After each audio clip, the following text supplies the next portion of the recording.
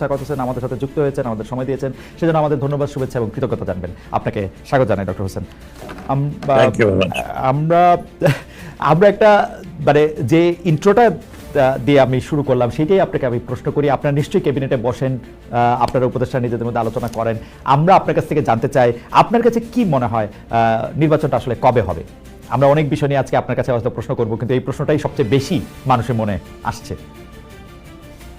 আমার মনে হয় যে প্রধান উপদেষ্টা ওনার বক্তব্য যে কথা বলেছেন তার বাইরে তো আর আমার যাওয়ার কোনো উপায় নেই। উনি বলেছেন যে ফেব্রুয়ারিতে মাসে হতে পারে, প্রথমে উনি বলছেন এপ্রিলে, এখন এখন পরে উনি বলেছেন যে ফেব্রুয়ারিতে হতে পারে। অনেক বিবেচনা করেই হয়তো বলেছেন, পলিটিক্যাল পার্টিগুলোর সাথেও আলোচনা হয়তো হয়েছে। তো আমি সেখানেই থাকতে চাই যে ফেব্রুয়ারি মাসেই আমিও মনে করি প্রধান উপদেষ্টা যখন একটা কথা বলেছেন আন্তর্জাতিক অঙ্গনে এটা চলে গেছে, তারপর আমার মনে হয় যে ইলেকশন ব্যাপারে আপাতত আমি সেখানেই থাকি, এটাই মনে করি। জি ডক্টর হোসেন, অনেকে যে এরকম বলেন যে উপদেষ্টাদের মধ্যে কেউ কেউ আসলে অনেকদিন ধরে ক্ষমতায় থেকে যেতে চান, কেউ কেউ বলেন যে প্রধান উপদেষ্টাকে আরো কয়েক বছর ক্ষমতায় রাখা বা থাকার প্রশ্নে কেউ কেউ কথা বলছেন। অনেকে একথাও বলেন যে নির্বাচন প্রশ্ন উপদেষ্টাদের বিরুদ্ধে স্পষ্ট 2 বা 3 ভাগ রয়েছে। এই ব্যাপারগুলি কি আসলে সত্য? ডক্টর হোসেন, আপনি কি আসলে মনে করেন যে এই সরকার আরো একটু বেশি সময় থাকলে পলিটিক্যাল গভর্নমেন্টের চেয়ে আরেকটু বেশি লাভজনক হবে বা থাকা উচিত, বা আপনি কি আরো থাকতে চান কিনা, সরাসরি যদি আমি প্রশ্ন করি? আমি খালেদ, আপনি আমাকে চেনেন, আজ থেকে চেনেন না তো? জি জি, 30 বছরের মতো সময় ধরে চিনি। জি, 30 বছরের মতো হয়েছে। জি, আমি যদি ক্ষমতায় থাকতে চাইতাম তাহলে বহু আগে আমি থাকতে পারতাম। ওকে, আমি একবার আপনাকে বলেছি। Right right. তারপরে কনসিকুয়েন্সেস কি হতো সেটা পরে কথা। Right, but I could have any time. তো আমার ওই ধরনের কোনো ক্ষমতা থাকার ইচ্ছা নাই। আমি যতটুকু সময় পেয়েছি আমি কিন্তু একদম সিনসিয়ারলি আমি সাধারণ মানুষের জন্য, কারণ আমি যেখানে আছি দুটো মন্ত্রণালয়, একটা হচ্ছে আপনার নৌ মন্ত্রণালয় আর একটা হচ্ছে শ্রম মন্ত্রণালয়। আপনি দেখেছেন যে শ্রম মন্ত্রণালয়তে আমি কতখানি সিনসিয়ারলি শ্রমিকদের ভাগ্য উন্নয়নের জন্য, একই সাথে মালিকরা যাতে শ্রমিকদের সাথে শ্রমিকদের দেনা পাওনা দিতে পারে সেজন্য যতটুকু করার, আমার মনে হয় যে এর আগে কোনো শ্রমমন্ত্রী এইভাবে করেনি। এটা আমি করেছি আমার নিজের উদ্যোগ, যেটা বলেন, বা আমি জনগণের জন্য, শ্রমিকদের জন্য, দেশের একটা সার্বিক যে পরিস্থিতি ছিল সেখান থেকে উত্তরণের জন্য। দ্বিতীয়, আপনি দেখেছেন যে নৌ মন্ত্রণালয়ে আমি আজকেও আমি বড় একটা মিটিং করেছি, এবং আমি কিন্তু প্রত্যন্ত অঞ্চলে যেগুলো নিরবিচ্ছিন্ন, একেবারে ধরেন যদি বলি ইংরেজিতে ডট ফর সেকেন্ড প্লেস, যেখানে যোগাযোগ ব্যবস্থা তো খারাপ, নদীর মধ্যে ভাসমান লোকজন, চরের মধ্যে কোনো যোগাযোগ নাই, আমি সেসব জায়গায় চেষ্টা করছি অন্তত নৌপথের যোগাযোগ উন্নত করার জন্য। আমি এই কাজটুকু করছি, এবং এই কাজটুকু করায় আমার একটা ভিতরে একটা আনন্দ আছে। এটা আমি অত্যন্ত সাধারণ, একেবারে যদি বলি যে অত্যন্ত সাধারণ মানুষের সাথে আমার একটা যোগাযোগ, একটা কানেকশন হচ্ছে। এটা আমি অনেক আগের থেকে, আপনি জানেন, আমি যখন ইলেকশন করেছিলাম তখন থেকে শুরু করে এ পর্যন্ত আমার এটাই আমি একটা বড় অ্যাচিভমেন্ট মনে করি আমার জীবনের। আমার এরপরে আর কোনো থাকার ইচ্ছা নেই। এরপরে যে যদি বলি আপনাকে, আমার অভিব্যক্তিটা বলি, এরপরে পাওয়ারে থাকতে হলে আমাকে আমার প্রিন্সিপাল ত্যাগ করতে হবে।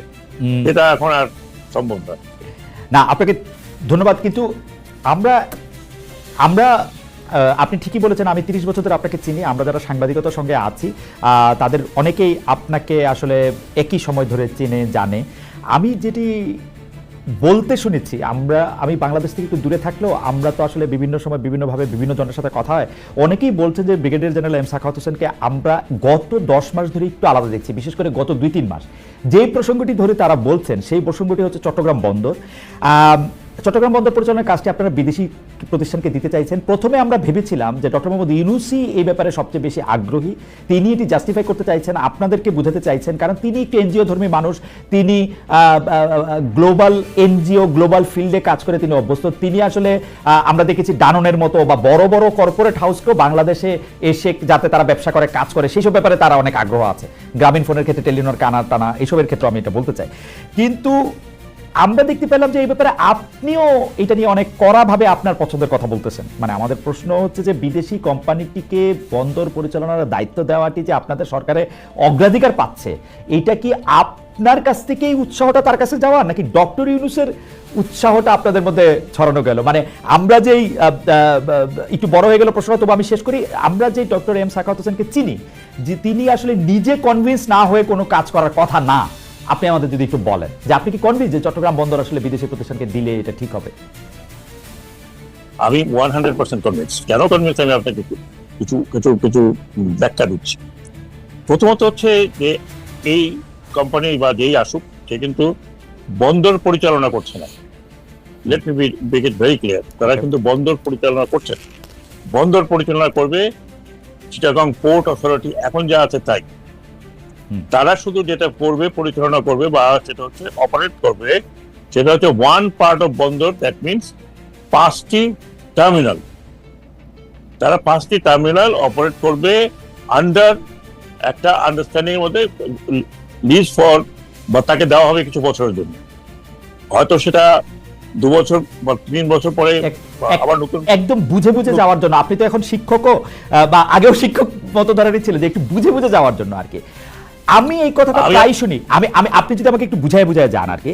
আমি এই কথাটা প্রায় শুনি যে তারা বন্দর পরিচালনা করবে না, তারা আসলে 5টি টার্মিনাল অপারেট করবে। কিন্তু আমার প্রশ্ন, বন্দরের যে টোটাল কাজ, তাকে যদি আমি 100 বলি, 5টি টার্মিনাল অপারেট করাটাও তো তার মধ্যে একটা বড় পার্সেন্টেজ। সেই পার্সেন্টেজ আসলে কত? মানে বন্দর পরিচালনার সিংহভাগই তো টার্মিনাল অপারেট করা আসলে, নাকি? না বন্দর শোনেন, আমি একটা জিনিস বলেন, টার্মিনাল অপারেট করা মানে, আর এখন ধরুন আমাদের 18 বছর থেকে আমাদের একটা প্রাইভেট কোম্পানি বাংলাদেশে তারা পরিচালনা করছেন, এখন মানে আপনি একবার চিন্তা করেন, ওই কোম্পানি যে পরিচালনা করেছিল, ওই কোম্পানির জায়গায় যদি তাকে মানে যেহেতু 18 বছর বা 16 বছর থেকে আছে, রাইট, তাকে ডিপিএম মেথডে করতে করতে করতে করতে কিছু ভেস্টেড ইন্টারেস্ট তার সাথে ঢুকে গেছে। এবং এই ঢুকাতে আমি মনে করি বন্দরের যে কয়েকটা জিনিস তো হয়নি। আপনি যেখানে চিটাগং বন্দর এখন পর্যন্ত আন্তর্জাতিক অঙ্গনে সেভাবে স্বীকৃত নয়, আমি যদি বলি, কারণ আমি একটু এগুলো, আপনি জানেন আমার যে কাজ দেওয়া হয় আমি ডিপে যাই। অনেক সময় অনেকটা লোকের হয়তো আমি একটু আগাম বলে ফেলে, এই জন্য চুপচাপ থাকি। এখন আগাম বলে ফেললে আবার লোকে হয়তো বুঝতে পারে না, কিন্তু পরবর্তী পর্যায়ে দেখা যায় দ্যাট ইজ কারেক্ট। যেই কোম্পানির কথা বলা হচ্ছে, আমি দুটো বলি, এখন বলতেই পারি, এটা হচ্ছে Dubai port authority. Dubai port, তার মানে এটা একটা পোর্ট, আপনার একটা বিশ্বব্যাপী পরিচালনাকারী, তারা অপারেটর মনে রাখে, অপারেটর। সেই দুবাই পোর্টের সাথে বিগত সরকারের একটা আন্ডারস্ট্যান্ডিং হয়েছিল। সেই আন্ডারস্ট্যান্ডিং এর জায়গায় মাঝখানে একটা গন্ডগোল তারা করে ফেলেছে। সেটা হলো, যেটা দুবাই পোর্টকে দেওয়ার কথা ছিল সেটা, ওইটা বাদ দিয়ে তারা সৌদি আরবকে দিয়েছে। সৌদি আরবে কিন্তু রেড সি বলে তাদের সৌদি আরব কোম্পানি একটা পুরো আপনার 4টা টার্মিনাল কিন্তু অপারেট করছে এখন। হ্যাঁ, সেটা দুবাই পোর্টকে দেওয়ার কথা ছিল। তখন তাদেরকে দুবাই পোর্টকে বললো, দুবাই পোর্ট যখন প্রোটেস্ট করলো যে এমওইউ করার পরে তোমরা আমাদেরকে দিচ্ছ না কেন, তার মানে সামথিং ফিজিবিলিটি। তখন দুবাই পোর্টকে আশ্বাস দেওয়া হলো, একটা নন বাইন্ডিং এমওইউ করা হলো, তোমাদেরকে যখন এনসিটি বর্তমান যে অপারেটর আছে তার সে চলে গেলে তোমাদেরকে এনসিটিতে দেওয়া হবে, নিয়ে প্রশ্ন উঠছে। কাজে এটা যখন দুবাই পোর্ট আমাদের কাছে আসলো, আমার কাছে একা নয়, মানে সরকারের উচ্চ পর্যায়ে গেল, আমার কাছে যখন আসলো তখন বিস্তারিত এটা আলোচনা হয়েছে, আমি আলোচনা করেছি মিনিমাম 6 মান্থস। এবং তখন তারা আমাকে লিস্ট দিল, তাতে 85টি দেশে 85টি আন্তর্জাতিক পোর্ট তারা অপারেট করছে। এবং 85 পোর্টের সাথে দুবাই পোর্টের একটা বড় কানেকশন হয়ে গেছে, সেটা জাহাজ চলাচলে, সেটা লজিস্টিক্সে, সেটা ইমপ্রুভমেন্টে। আমি 2টো পোর্ট দেখেছি ইংল্যান্ডে, 2টো পোর্ট, যেটা দুবাই পোর্ট, একটা পোর্ট যেটা ফুললি অটোমেটিক। ফুললি অটোমেটিক পোর্টটা তো আমাদের দরকার নেই। এবং তাদের সাথে যে কথা হয়েছে যে তারা যেই যন্ত্রপাতি আছে, এই যন্ত্রপাতি যদি তারা নেয়, তাহলে ওই যন্ত্রপাতির মূল্য প্রাইস তারা এই যন্ত্রপাতিগুলো ব্যবহার করবে। কারণ ধরুন তারা যদি 10 বছর থাকে তারপর তো এই যন্ত্রপাতি কাজে লাগবে না। এবং এখন এখন যেটা হয়েছে সেটা এখন যেহেতু সরকারি পর্যায়ে চলে গেছে, সেখানে নানান রকমের সংগঠন গুলো জড়িত হয়ে গেছে যে how to give it to the best of the Bangladesh interest. Bangladesh ইন্টারেস্টের সবচেয়ে বড় ইন্টারেস্ট যেটা আমি দেখছি, এবং আমি না দেখে কিন্তু কোনো কথা বলি না, যে এই যে 85 to 90 পোর্ট তারা বিভিন্ন, ইনক্লুডিং আমেরিকা, 2টা পোর্ট তারা চালাচ্ছে, ইন্ডিয়াতে 5টা পোর্ট চালাচ্ছে। এরকম যদি আমি বলতে যাই তাহলে দুনিয়া বলতে হবে। ডক্টর সাখাওয়াত, আমি কিন্তু এই কথাগুলি মোরলেস আপনারা বলেছেন, মানে আপনি একটু কম কম করে বললো, আমরা এটা সরকারের বিভিন্ন পক্ষ থেকে আমরা এটা শুনেছি, কিন্তু আমাদের প্রশ্ন হচ্ছে যে এইটার সিদ্ধান্ত মানে সরকারের অগ্রাধিকারে নেয়ার ক্ষেত্রে সরকার যেটা অগ্রাধিকার হিসেবে সামনে আনতেছে, এটা করেই যেতে চেয়েছে, এইটা এমন গুরুত্বপূর্ণ কিনা, নাকি আপনারা মনে করতেছেন যে পলিটিক্যাল গভর্নমেন্ট আসলে পলিটিক্যাল গভর্নমেন্ট তার স্বার্থে এইটাকে ব্যবহার করে এবং স্থানীয় ইন্টারেস্টকে প্রাধান্য দেওয়ার জন্য তারা এটাকে রাখবে? আপনারা কি এরকম মনে করতেছেন, মানে রাষ্ট্রীয় স্বার্থে কাজ না করে তারা লোকাল বা কায়েমি স্বার্থ দেখবে? শোনেন, আমি আপনাকে একটা কথা বলি, আমি কোনো পলিটিক্যাল পার্টি কথা বলছি না। এই বন্দরটা যখন পরিচালিত হচ্ছে আপনার অপারেটরদেরকে দিয়ে, আমার কাছে নিত্য নিয়মিত বিভিন্ন আপনার সংস্থান থেকে যে কথাটা আসে যে বছরে প্রায় 2 কোটি টাকার চাঁদা উঠতেছে। সেই চাঁদা আপনার অপারেটর থেকে শুরু করে একেবারে আপনার মাল খালাস করা পর্যন্ত, বাইরে যাওয়া পর্যন্ত এই চাঁদা উঠছে। আপনার মনে আছে যে আওয়ামী লীগের মহিউদ্দিন সাহেব পোর্ট বন্ধ করে দেন, তারপরে আসলেন AZM নাসিরউদ্দিন, ওনাদের সাথে এই পোর্ট যেভাবে চলেছে ওরা প্রতিনিয়ত ইন্টারফেয়ার করেছে। কেন ইন্টারফেয়ার করতে পেরেছেন? বিকজ যে লোকাল অপারেটর ছিল, আমি একটা টার্মিনালের কথা বলছি, লোকাল অপারেটর ছিল, তারা কি কম্প্রোমাইজ করে না চললে তারা এখানে ব্যবসা করতে পারতো? আপনার মনে হয়? মানে আপনি কি তাই মনে করেন? আমার আপনার বক্তব্য পরিষ্কার, কিন্তু তারপর আমরা যেটি বলতে চাই, আচ্ছা আমি আরেকটু বলি, শেষ করছি। এটা কিন্তু আমি যেহেতু নৌ উপদেষ্টা, সেই জন্য আমার একটা বিবেচনা আছে, কিন্তু সরকারের উচ্চ পর্যায়ে এখন যে আপনার ধরেন যে কমিটি তৈরি হয়েছে, সেই কমিটি কিন্তু পুরো পুঙ্খানুপুঙ্খভাবে দেখছে। কাজে সেটা আমার উপরে যে টোটালি নির্ভর করছে তা নয়, এটা সরকারের কমিটির উপর। আমি যদি মানে আমার স্টাডিতে বলি, আমরা ডিপি ওয়ার্ল্ডের কথা বলছি, এটাও দুবাই পোর্ট। এই দুবাই আপনি জানেন মিডল ইস্টে কোনো ব্যবসা, এত বড় ব্যবসা, হ্যাঁ, কিভাবে হয়, এটার সাথে কে জড়িত থাকে? ওখানে নিশ্চয়ই আপনার টপ লেভেলেও জড়িত আছে, তাই না? এই অঞ্চলে আমি শেষ করছি, এই অঞ্চলে আমাদের এক্সপাট্রিয়েটটা কাজ করে, এটা মনে রাখবে। আর দুবাইতে প্রায় 11 থেকে 12 লক্ষ বাংলাদেশি কাজ করছে, এবং তারা আরো আগ্রহী, আরো ম্যান পাওয়ার নেওয়ার জন্য এবার তারা ইঞ্জিনিয়ার নিতে যাচ্ছে, ইঞ্জিনিয়ার আর ডক্টর। সৌদি আরবিয়াতে আমাদের প্রায় 19 লক্ষ লোক কাজ করছে। মেইন রেমিটেন্স কিন্তু আপনার আবুধাবি পোর্টও আসছে, তারাও ইন্টারেস্ট শো করতে, ইনভেস্ট করতে। এখন একটা ইনভেস্টমেন্ট আসছে বাংলাদেশে, দুবাই পোর্ট প্লাস মাইনাস যাই হোক, ultimately they will invest about $1 billion. And পোর্টকে যদি স্মার্টলি ইন্টারন্যাশনাল পোর্টের মধ্যে পরিচালনা করতে পারে, নতুন ইকুইপমেন্ট তারা আনে। একটি পরিষ্কার কথা বলেছি, এখানকার যারা ওয়ার্কার, প্রত্যেকটি ওয়ার্কারকে যারা কাজ করছে তাদেরকে কাজে রাখতে হবে। They cannot without the consent of the government. আমার কাছে মনে হয় যে আমরা অনেকগুলি প্রসঙ্গ নিয়ে কথা বলবো, আপনি যদি একটু কনক্লুড করতেন। কিন্তু আমি যেটা বুঝছি আপনার কথাতেও এটা এখন পরিষ্কার আমার কাছে, যে সরকারের মূল লক্ষ্য হচ্ছে, সরকার যেহেতু যেটাকে বলা হচ্ছে ইনভেস্টমেন্ট, ফরেন ইনভেস্টমেন্ট আনতে সম্পূর্ণরূপে ব্যর্থ, তারা হাই সাউন্ডিং, লো পারফর্মিং, মানে এর জন্য তারা কোনো না কোনোভাবে চাইছে যে কোনো না কোনোভাবে বিদেশি ইনভেস্টমেন্ট দেখাতে। সেই জন্য এই $1 বিলিয়ন বিদেশি ইনভেস্টমেন্টও অনেক বেশি গুরুত্বপূর্ণ। আপনার কি মনে হয় যে এখানে আসলে যতটা অপারেটিভ প্রবলেম, কেন আমি এই কথা বললাম সেটাও আমি একটু ছোট করে বলি, আপনি এটা নিয়ে নিশ্চয়ই বলবেন, যে আমি যারা এক্সপোর্টার তাদের সাথে আমি যখন কথা বলি, তারা কিন্তু বন্দরের নানা অব্যবস্থাপনার কথা বলে, কিন্তু অপারেটর লেভেলে তাদের বড় ধরনের কমপ্লেইন আমরা এখনো শুনি নাই।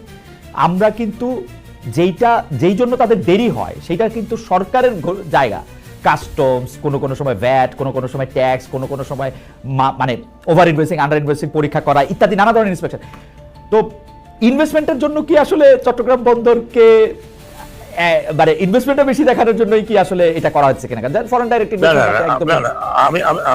আমি বলি the Chittagong port has attracted many investors. একটা আপনি শুনেছেন বে টার্মিনাল, বে টার্মিনালে অলরেডি $650 million ওয়ার্ল্ড ব্যাংক সাহায্য দিচ্ছে, পিওর একেবারে টোটাল। ওয়ার্ল্ড ব্যাংক যে কাজটা করবে সেটা হচ্ছে বে টার্মিনালকে উন্নত করার জন্য আপনার ব্রেক ওয়াটার খুব ইম্পর্টেন্ট এবং চ্যানেল ড্রেজিং, এই কাজের জন্য $650 million world bank already sign করেছে, স্যাংশন করেছে, এখন অ্যাওয়েটিং এটাকে ইমপ্লিমেন্ট। ওইখানে টার্মিনাল যে হচ্ছে, একটা terminal already PSA, port authority of Singapore, তারা কি অলরেডি মানে এখানে ইনভেস্টমেন্ট করার জন্য আসছে। সিমিলারলি ডিপি ওয়ার্ল্ড এগেইন বে টার্মিনালে আসছে, এবং এখন এডি পোর্ট, তার মানে আবুধাবি পোর্ট, তারাও আসছে। অ্যান্ড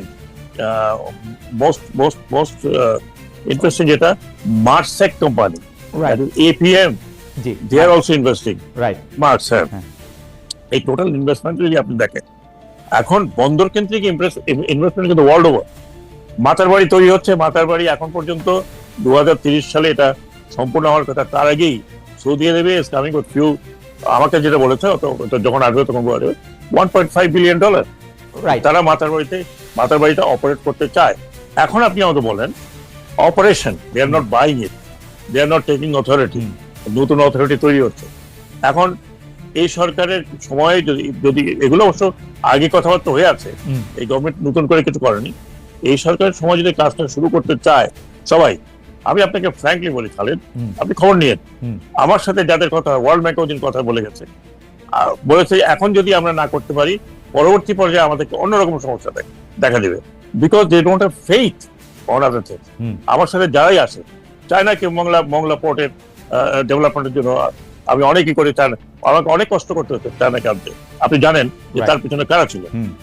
এইগুলো যত তারা চায়নাও বলছি যে আমরা যত তাড়াতাড়ি পারি স্টার্ট করতে চাচ্ছি, কারণ আপনি জানেন আমাদের দেশে মানুষের অবস্থা, হ্যাঁ আপনি জানেন অলরেডি, আপনি দেখেন কত রকম অভিযোগ আসছে, তাই না?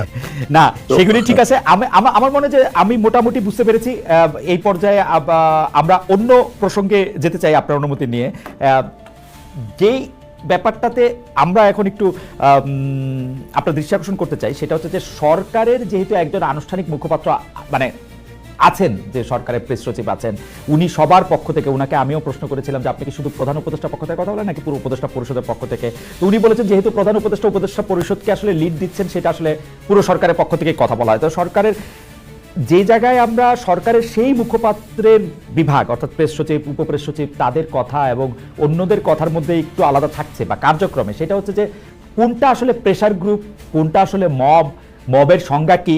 আমরা যদি আপনাকে উদাহরণ দিই যে থানা পুলিশ সরকারের নির্দেশনা মতো কাজ করতে পারছে না, কেউ কেউ বলছে, কোথাও কোথাও আমরা দেখছি থানা ঘেরাও করে নির্দোষ ব্যক্তিকে আটক করার জন্য চাপ দেওয়া হচ্ছে, কোথাও কোথাও আমরা দেখছি থানা ভাঙচার করে আসামি ছাড়িয়ে নেওয়া হচ্ছে, মানে কখনো বিএনপি কখনো এনসিপি, বিএনপি বেশি এনসিপি কম, কখনো এনসিপি বেশি বিএনপি কম, এমন ঘটনার পর কেউ কেউ বলছেন অন্তর্বর্তী সরকার যেহেতু এগুলি সামলাতে পারছে না, সেহেতু দেশে জাতীয় নির্বাচনের পরিবেশ তৈরি করা সরকারের জন্য কঠিন বা অসম্ভব কাজ। আপনার মন্তব্য একটু আমরা শুনতে চাই। মব, প্রেসার গ্রুপ, থানা ঘেরাও করা, মানে থানা বা আইন শৃঙ্খলা পরিস্থিতিকে আসলে একটা শিথিল অবস্থা বিরাজ করতেছে কিনা? দেখুন, এটা তো আপনি তো ওই পরিমণ্ডলে নেই, তবে আমি একটা কথা আপনাকে বলি যে হ্যাঁ, আমিও মনে করি যে কোথাও কোথাও মানে শিথিল হয়েছে, ল্যাপস হয়েছে। একটা কথা কি খালেদ ভাই, ব্যাপারটা হলো কি, আপনি একটু চিন্তা করেন যে এই আইন শৃঙ্খলা যে আপনার সংস্থাটা আছে, আমি পুলিশ বা র্যাবের কথাও দুটেই বলি, এদের অবস্থানটা কি ছিল আগে, আর এদের অবস্থান মাঝখানে কি হয়েছিল, আর এদের অবস্থান এখন কি হচ্ছে, একটা একই তো, এখন তো এখানে তো চেঞ্জ হয়নি। এমন তো না যে 1,20,000 বা 2,30,000 লোক একা রাতারাতি চেঞ্জ হয়ে গেছে বা তাদেরকে রিপ্লেস করা হয়েছে, ইটস নট পসিবল। একটা ডিমোরালাইজেশন, কিন্তু আমি যেহেতু ইউনিফর্মে আছি, আমার কাছে আমি সবসময় মনে করি যে একটা ডিফিটেড ডিভিশন, ডিফিটেড ডিভিশন যে ডিফিট হয়ে গেছে, হু হ্যাজ সারেন্ডার্ড, তাকে আপনি আবার তৈরি করে ফাইট করতে সময় লাগে। আমি থিওরিটিক্যাল কথা বলছি না, আমি আপনাকে প্র্যাকটিক্যাল দেখে দিতে পারি। 16 ডিসেম্বরে যখন এই পাকিস্তান আর্মি আপনি সারেন্ডার করলো, সেই সোলজার গুলোকে মনে করেন যে আবার ফিরে গিয়ে did they have soldier quality? No, most of them did not. এবং তাদেরকে বেশিরভাগকেই আপনার চাকরি থেকে কিন্তু ডক্টর হোসেন, আমি এই জায়গাটাও আবার একটু আমাকে বুঝতে চাই যে 1,20,000 পুলিশের যে কর্মকর্তা আছে, যদি আপনি তাকে মিন করে থাকেন, তাকে আপনি ডিফিটেড কেন বলতেছেন? কারণ আমি 5 আগস্টে কিন্তু পুলিশের বহু সদস্য বলেছেন যে তারা বাধ্য হয়ে তারা আওয়ামী লীগের এই সরকারে ছিলেন। আমি শোনেন, আমি একটা কথা বলছি, আমি ওভারঅল তাদের কথাই বলছি। আমি কিন্তু বেশ কিছুদিন এদের সাথে ছিলাম, রাইট, এবং আমি এই কথা তাদেরকে বলেছি যে you have to come out of that trauma. আমি পুলিশের কোনো কর্মকর্তার কথা বলছি না, আমি ওভারঅল ট্রুপসের কথা বলেছি। But they are not traumatized. They are not traumatized. They are very happy. আমি আপনাকে বলি, আমাদের 20তম ব্যাচের আমি 20তম ব্যাচে কিছুদিন সরকারি চাকরি করছি, যেই পুলিশ অফিসাররা আওয়ামী লীগের আমলে খুব বাহাদুরি করছে, আমাদের অন্য 20 ব্যাচের অফিসারদেরকে কিন্তু তারা আটকে রাখছিল। এখন তারা সামনে আইসে কিন্তু যতটা পারতেছে খুশির চোটে, আমি আপনাকে কি বলবো, তারা দে আর ভেরি হ্যাপি। এবং আওয়ামী লীগের 100 জন যদি পুলিশ কর্মকর্তা থাকে, তার মধ্যে 10 জন যদি আওয়ামী লীগের খুব ঘি মাখন খায় থাকে, 90 জনই অপ্রেস ছিল। ওরা তো বিজয়ী। আপনি কিন্তু আমার কথাটাকে আপনিও বুঝতে পারেন না। আমি পুলিশ অফিসারদের কথা বলছি না, যারা এখন আপনি যারা বলছেন খুশি, তারা খুশি। পুলিশ অফিসার কি যায় রেড করতে? পুলিশ অফিসার কি যায় আপনার ডাকাত ধরতে? কে যায়?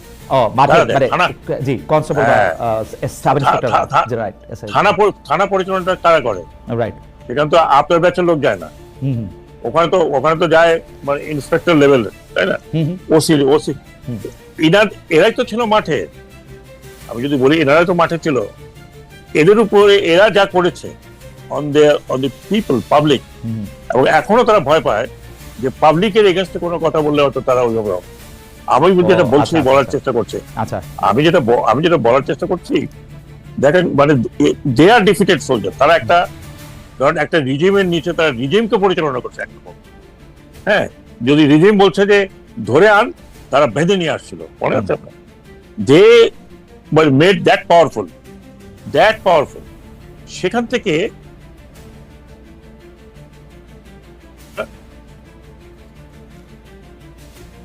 আমরা কি কানেকশনটা লুজ করলাম?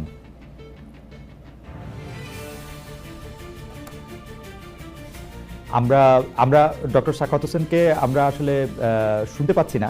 আমি ডক্টর সাখাওয়াত হোসেনের কানেকশনটা নিশ্চয়ই ঠিক করা হচ্ছে। আমি তার মধ্যে থেকে দুই একটা জিনিস একটু বলে রাখি, তাহলে আমাদের সময়টা একটু নষ্ট কম হবে। আমরা দর্শকদের কাছে জানতে চেয়েছিলাম যে জুলাই মাসের শেষ দিকে জুলাই সনদ চূড়ান্ত হতে পারে বলেছেন জাতীয় ঐক্যমত্য কমিশনের সহসভাপতি অধ্যাপক আলী রিয়াজ। দর্শকদের কাছে জানতে চেয়েছিলাম যে এটা সম্ভব হবে বলে মনে করেন কিনা তারা। এটা সম্ভব হবে বলে মনে করছেন শতকরা 64% দর্শক, সম্ভব হবে না বলে মনে করছেন শতকরা 36% দর্শক। যেটি জুলাই মাসের শেষ দিকে জুলাই সনদ চূড়ান্ত হওয়ার ব্যাপারে যে আমরা প্রশ্ন করেছিলাম, সেই প্রশ্নের ক্ষেত্রে হচ্ছে এটি।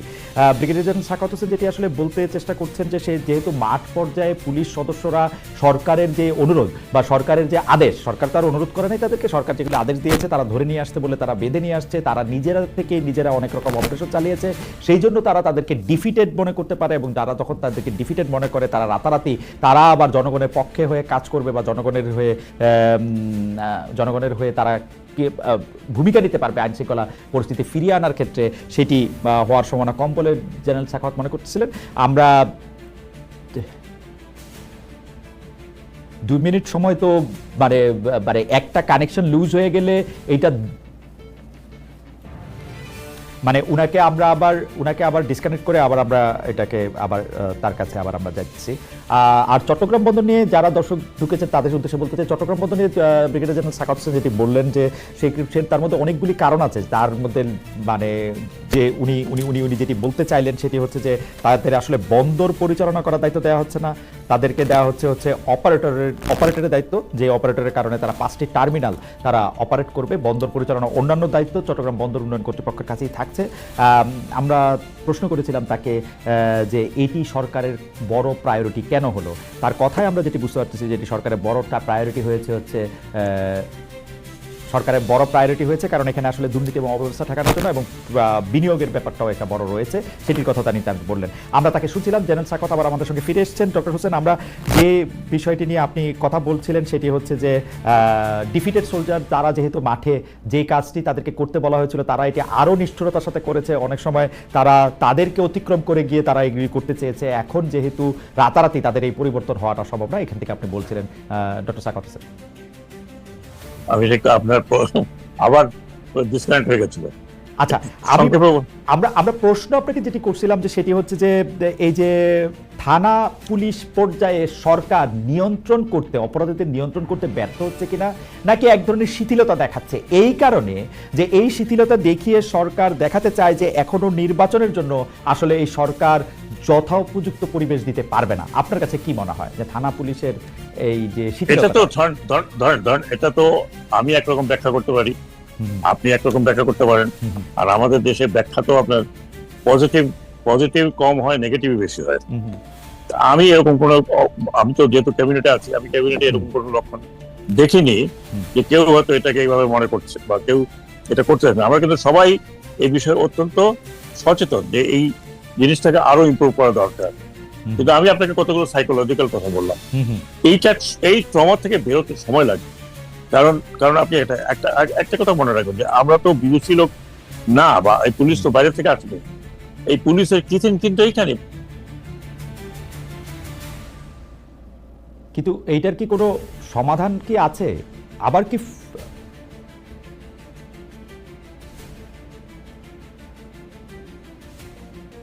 বলছি সেটা যে নিজের দেশের লোকের উপরে গুলিবর্ষণ, নিজের দেশের লোককে টর্চার করা, এটা তো এখন দেয়া রিয়ালাইজিং যে এটা কতখানি অমানবিক কাজ তারা করেছে।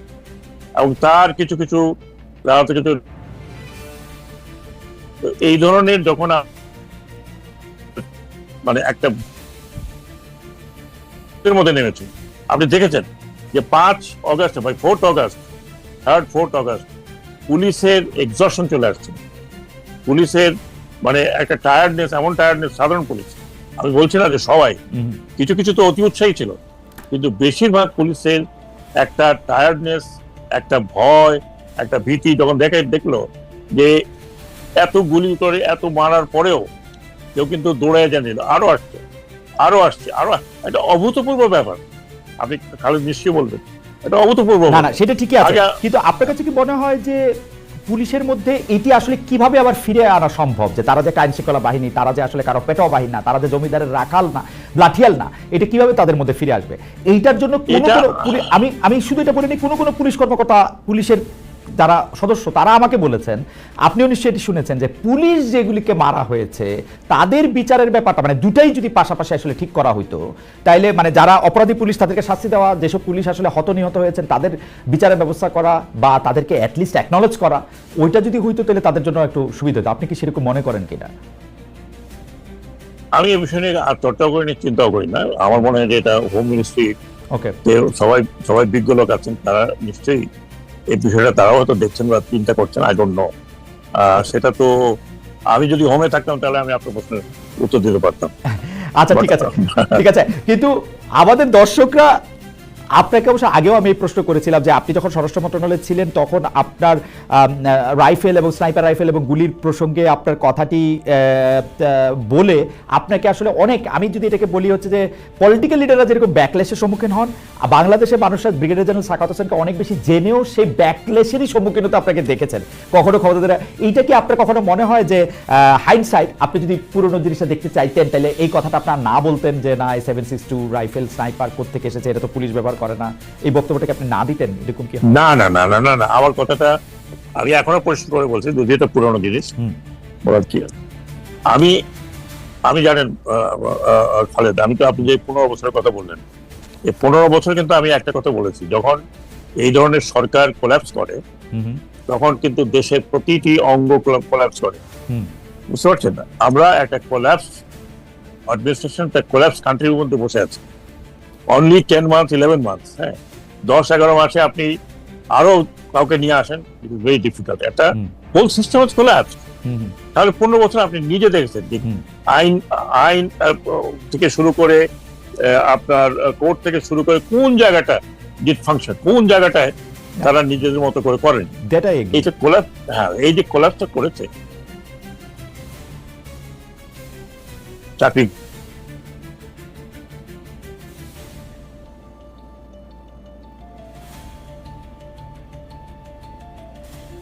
দেখেছি, নন পুলিশ তাদের হাতে রাইফেল।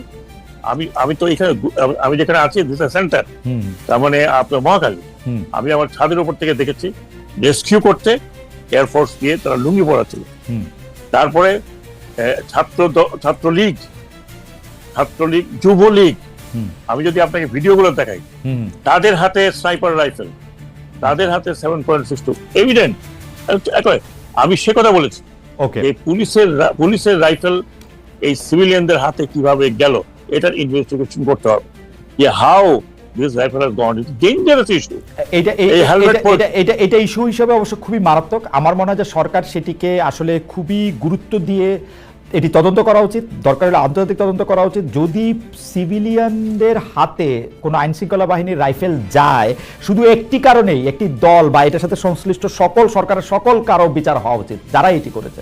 এটি আসলে আমি সেটাই বলেছিলাম, তখন বলেছিলাম যে আমি হোমে আসছি, আমি এটা তদন্ত করব। কিন্তু আপনার কথা শুনে অনেক আওয়ামী লীগের খুশি হয়ে এরকম ভাবে বলতে চেষ্টা করেছে যে এইগুলি আসলে শিবির বা জামায়াতে ইসলামী এই 7.62 রাইফেল নিয়ে, পাকিস্তানি বাহিনী 7.62 রাইফেল নিয়ে আসলে গুলি করেছে, এটি বোঝা গেছে। এবং আপনাকে মন্ত্রণালয় থেকে চেঞ্জ করে দেওয়া, এটা খুবই কোইনসাইড করেছে ওই সময় জিনিসটা, যে আপনাকে সরকার বিব্রত হয়েছে। না না না না, শোনেন, আমার দায়িত্ব ছিল, আমি মনে করি আমি হোম মিনিস্টার থাকলে এখন আমার দায়িত্ব ছিল কি ছিল না, এটা বল, এটা আমারই দায়িত্ব ছিল, তাই না? রাইট। আমি তো তখন একথা বলেছি এই কারণে যে অনেক রাইফেল আমাদের হারিয়ে গেছে। তখন আমি যখন ছিলাম 2500 রাইফেল 7.62 ওয়াজ নট অ্যাভেলেবল। হ্যাঁ, কোথায় গেছে এগুলো, ওয়ার দে হ্যাভ গন। আমি তো একটা আলটিমেটাম দিয়েছিলাম যে 1 তারিখের মধ্যে রাইফেল যদি জমা না দেয় ধরে নেওয়া হবে যে তারা ব্যান্ডিট। হ্যাঁ, এখনো তো অনেক, আমি জানি না কতগুলো। রাইট। আমার এই প্রসঙ্গে শেষ প্রশ্ন, কারণ এটা নিয়ে আমি আর আপনার সঙ্গে এই মুহূর্তে, কারণ আমাদের অনেকগুলি বিষয় রয়েছে, নির্বাচন এবং অন্যান্য আপনার মন্ত্রণালয়ের বিষয় নিয়ে। আমি শুধু একটা প্রশ্ন করতে চাই, আপনি যে প্রসঙ্গটি তুলেছেন, যেটি আমাদের সবার মনে এই প্রশ্ন, কারণ ময়না তদন্তের মধ্যেও যখন এই রাইফেলের অস্তিত্ব, গুলির অস্তিত্ব, অন্য অনেক মানে যেটাকে হচ্ছে আদালতের কাছে গ্রহণযোগ্য অস্তিত্ব যখন ধরা পড়ছে, আজ না হোক ভবিষ্যতে যখনই এই মামলাটি উঠবে তখন এই কথাটি উঠবে, সরকার কি এগুলির তদন্ত করছে? আসলে কারা করেছে এগুলি, কারা এর জন্য ছিল, সরকার কি এইভাবে তদন্ত করছে? এটা তো হোম মিনিস্ট্রি, আমরা আশা করব যে ক্যাবিনেটেও আপনারা নিশ্চয়ই এগুলি নিয়ে কথা বলবেন এবং কারা এর জন্য আসলে দায়ী, ইতিহাসের প্রয়োজনে আমরা যেন সেগুলি জানতে পারি, বা কাদের কাছে আসলে, কোন সিভিল লোকদের কাছে আসলে এই অস্ত্র কারা দিয়েছিল। আমি পরবর্তী প্রসঙ্গে আসি, আবার একটু ক্যাবিনেটে ফিরে আসি।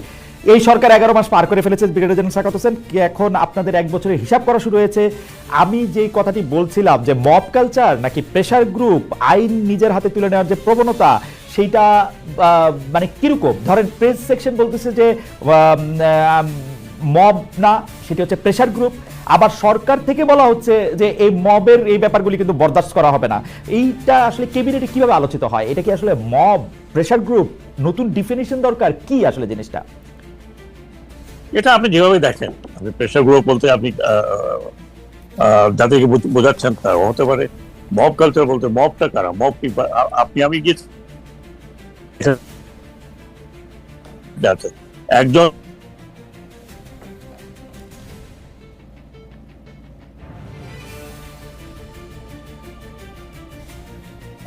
আপনাকে খালেদ, আপনিকে তো আমার পয়েন্ট আউট করার দরকার পড়ে না।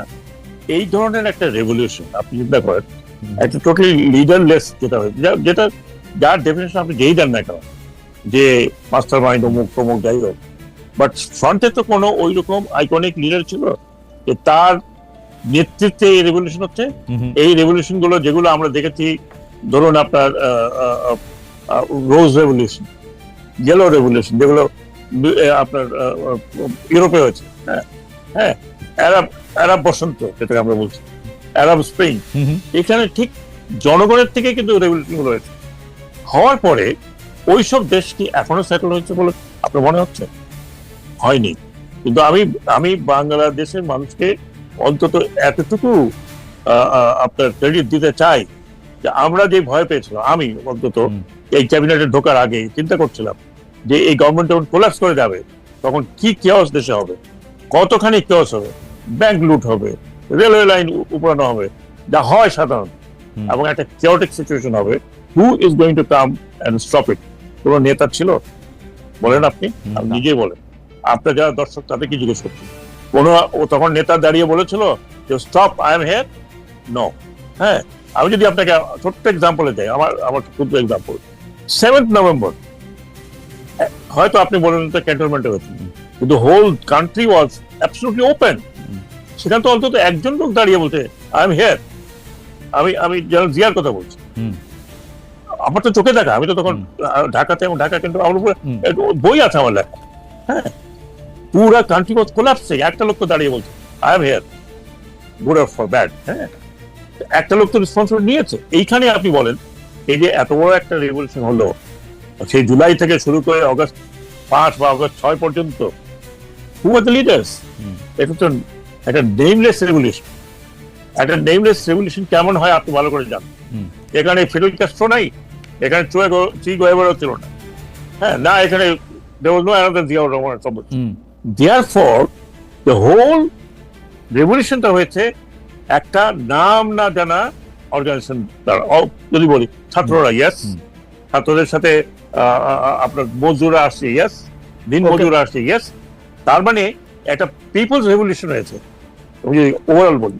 এবং সেই রেভলিউশনটা কিন্তু শান্তিপূর্ণ নয়, ইট ওয়াজ ব্লাডি রেভলিউশন। আবার এই 21st সেঞ্চুরিতে আমার মনে হয় যে এই ধরনের রেভলিউশন অন্তত আমি অবজার্ভ করি। এই ব্লাডি রেভলিউশনের পরে এই দেশটা কি হওয়া উচিত ছিল আপনি? সেখান থেকে আমরা কোথায় আছি? We are much much better of. আচ্ছা, আমরা শোন, আমি একটু শেষ করি।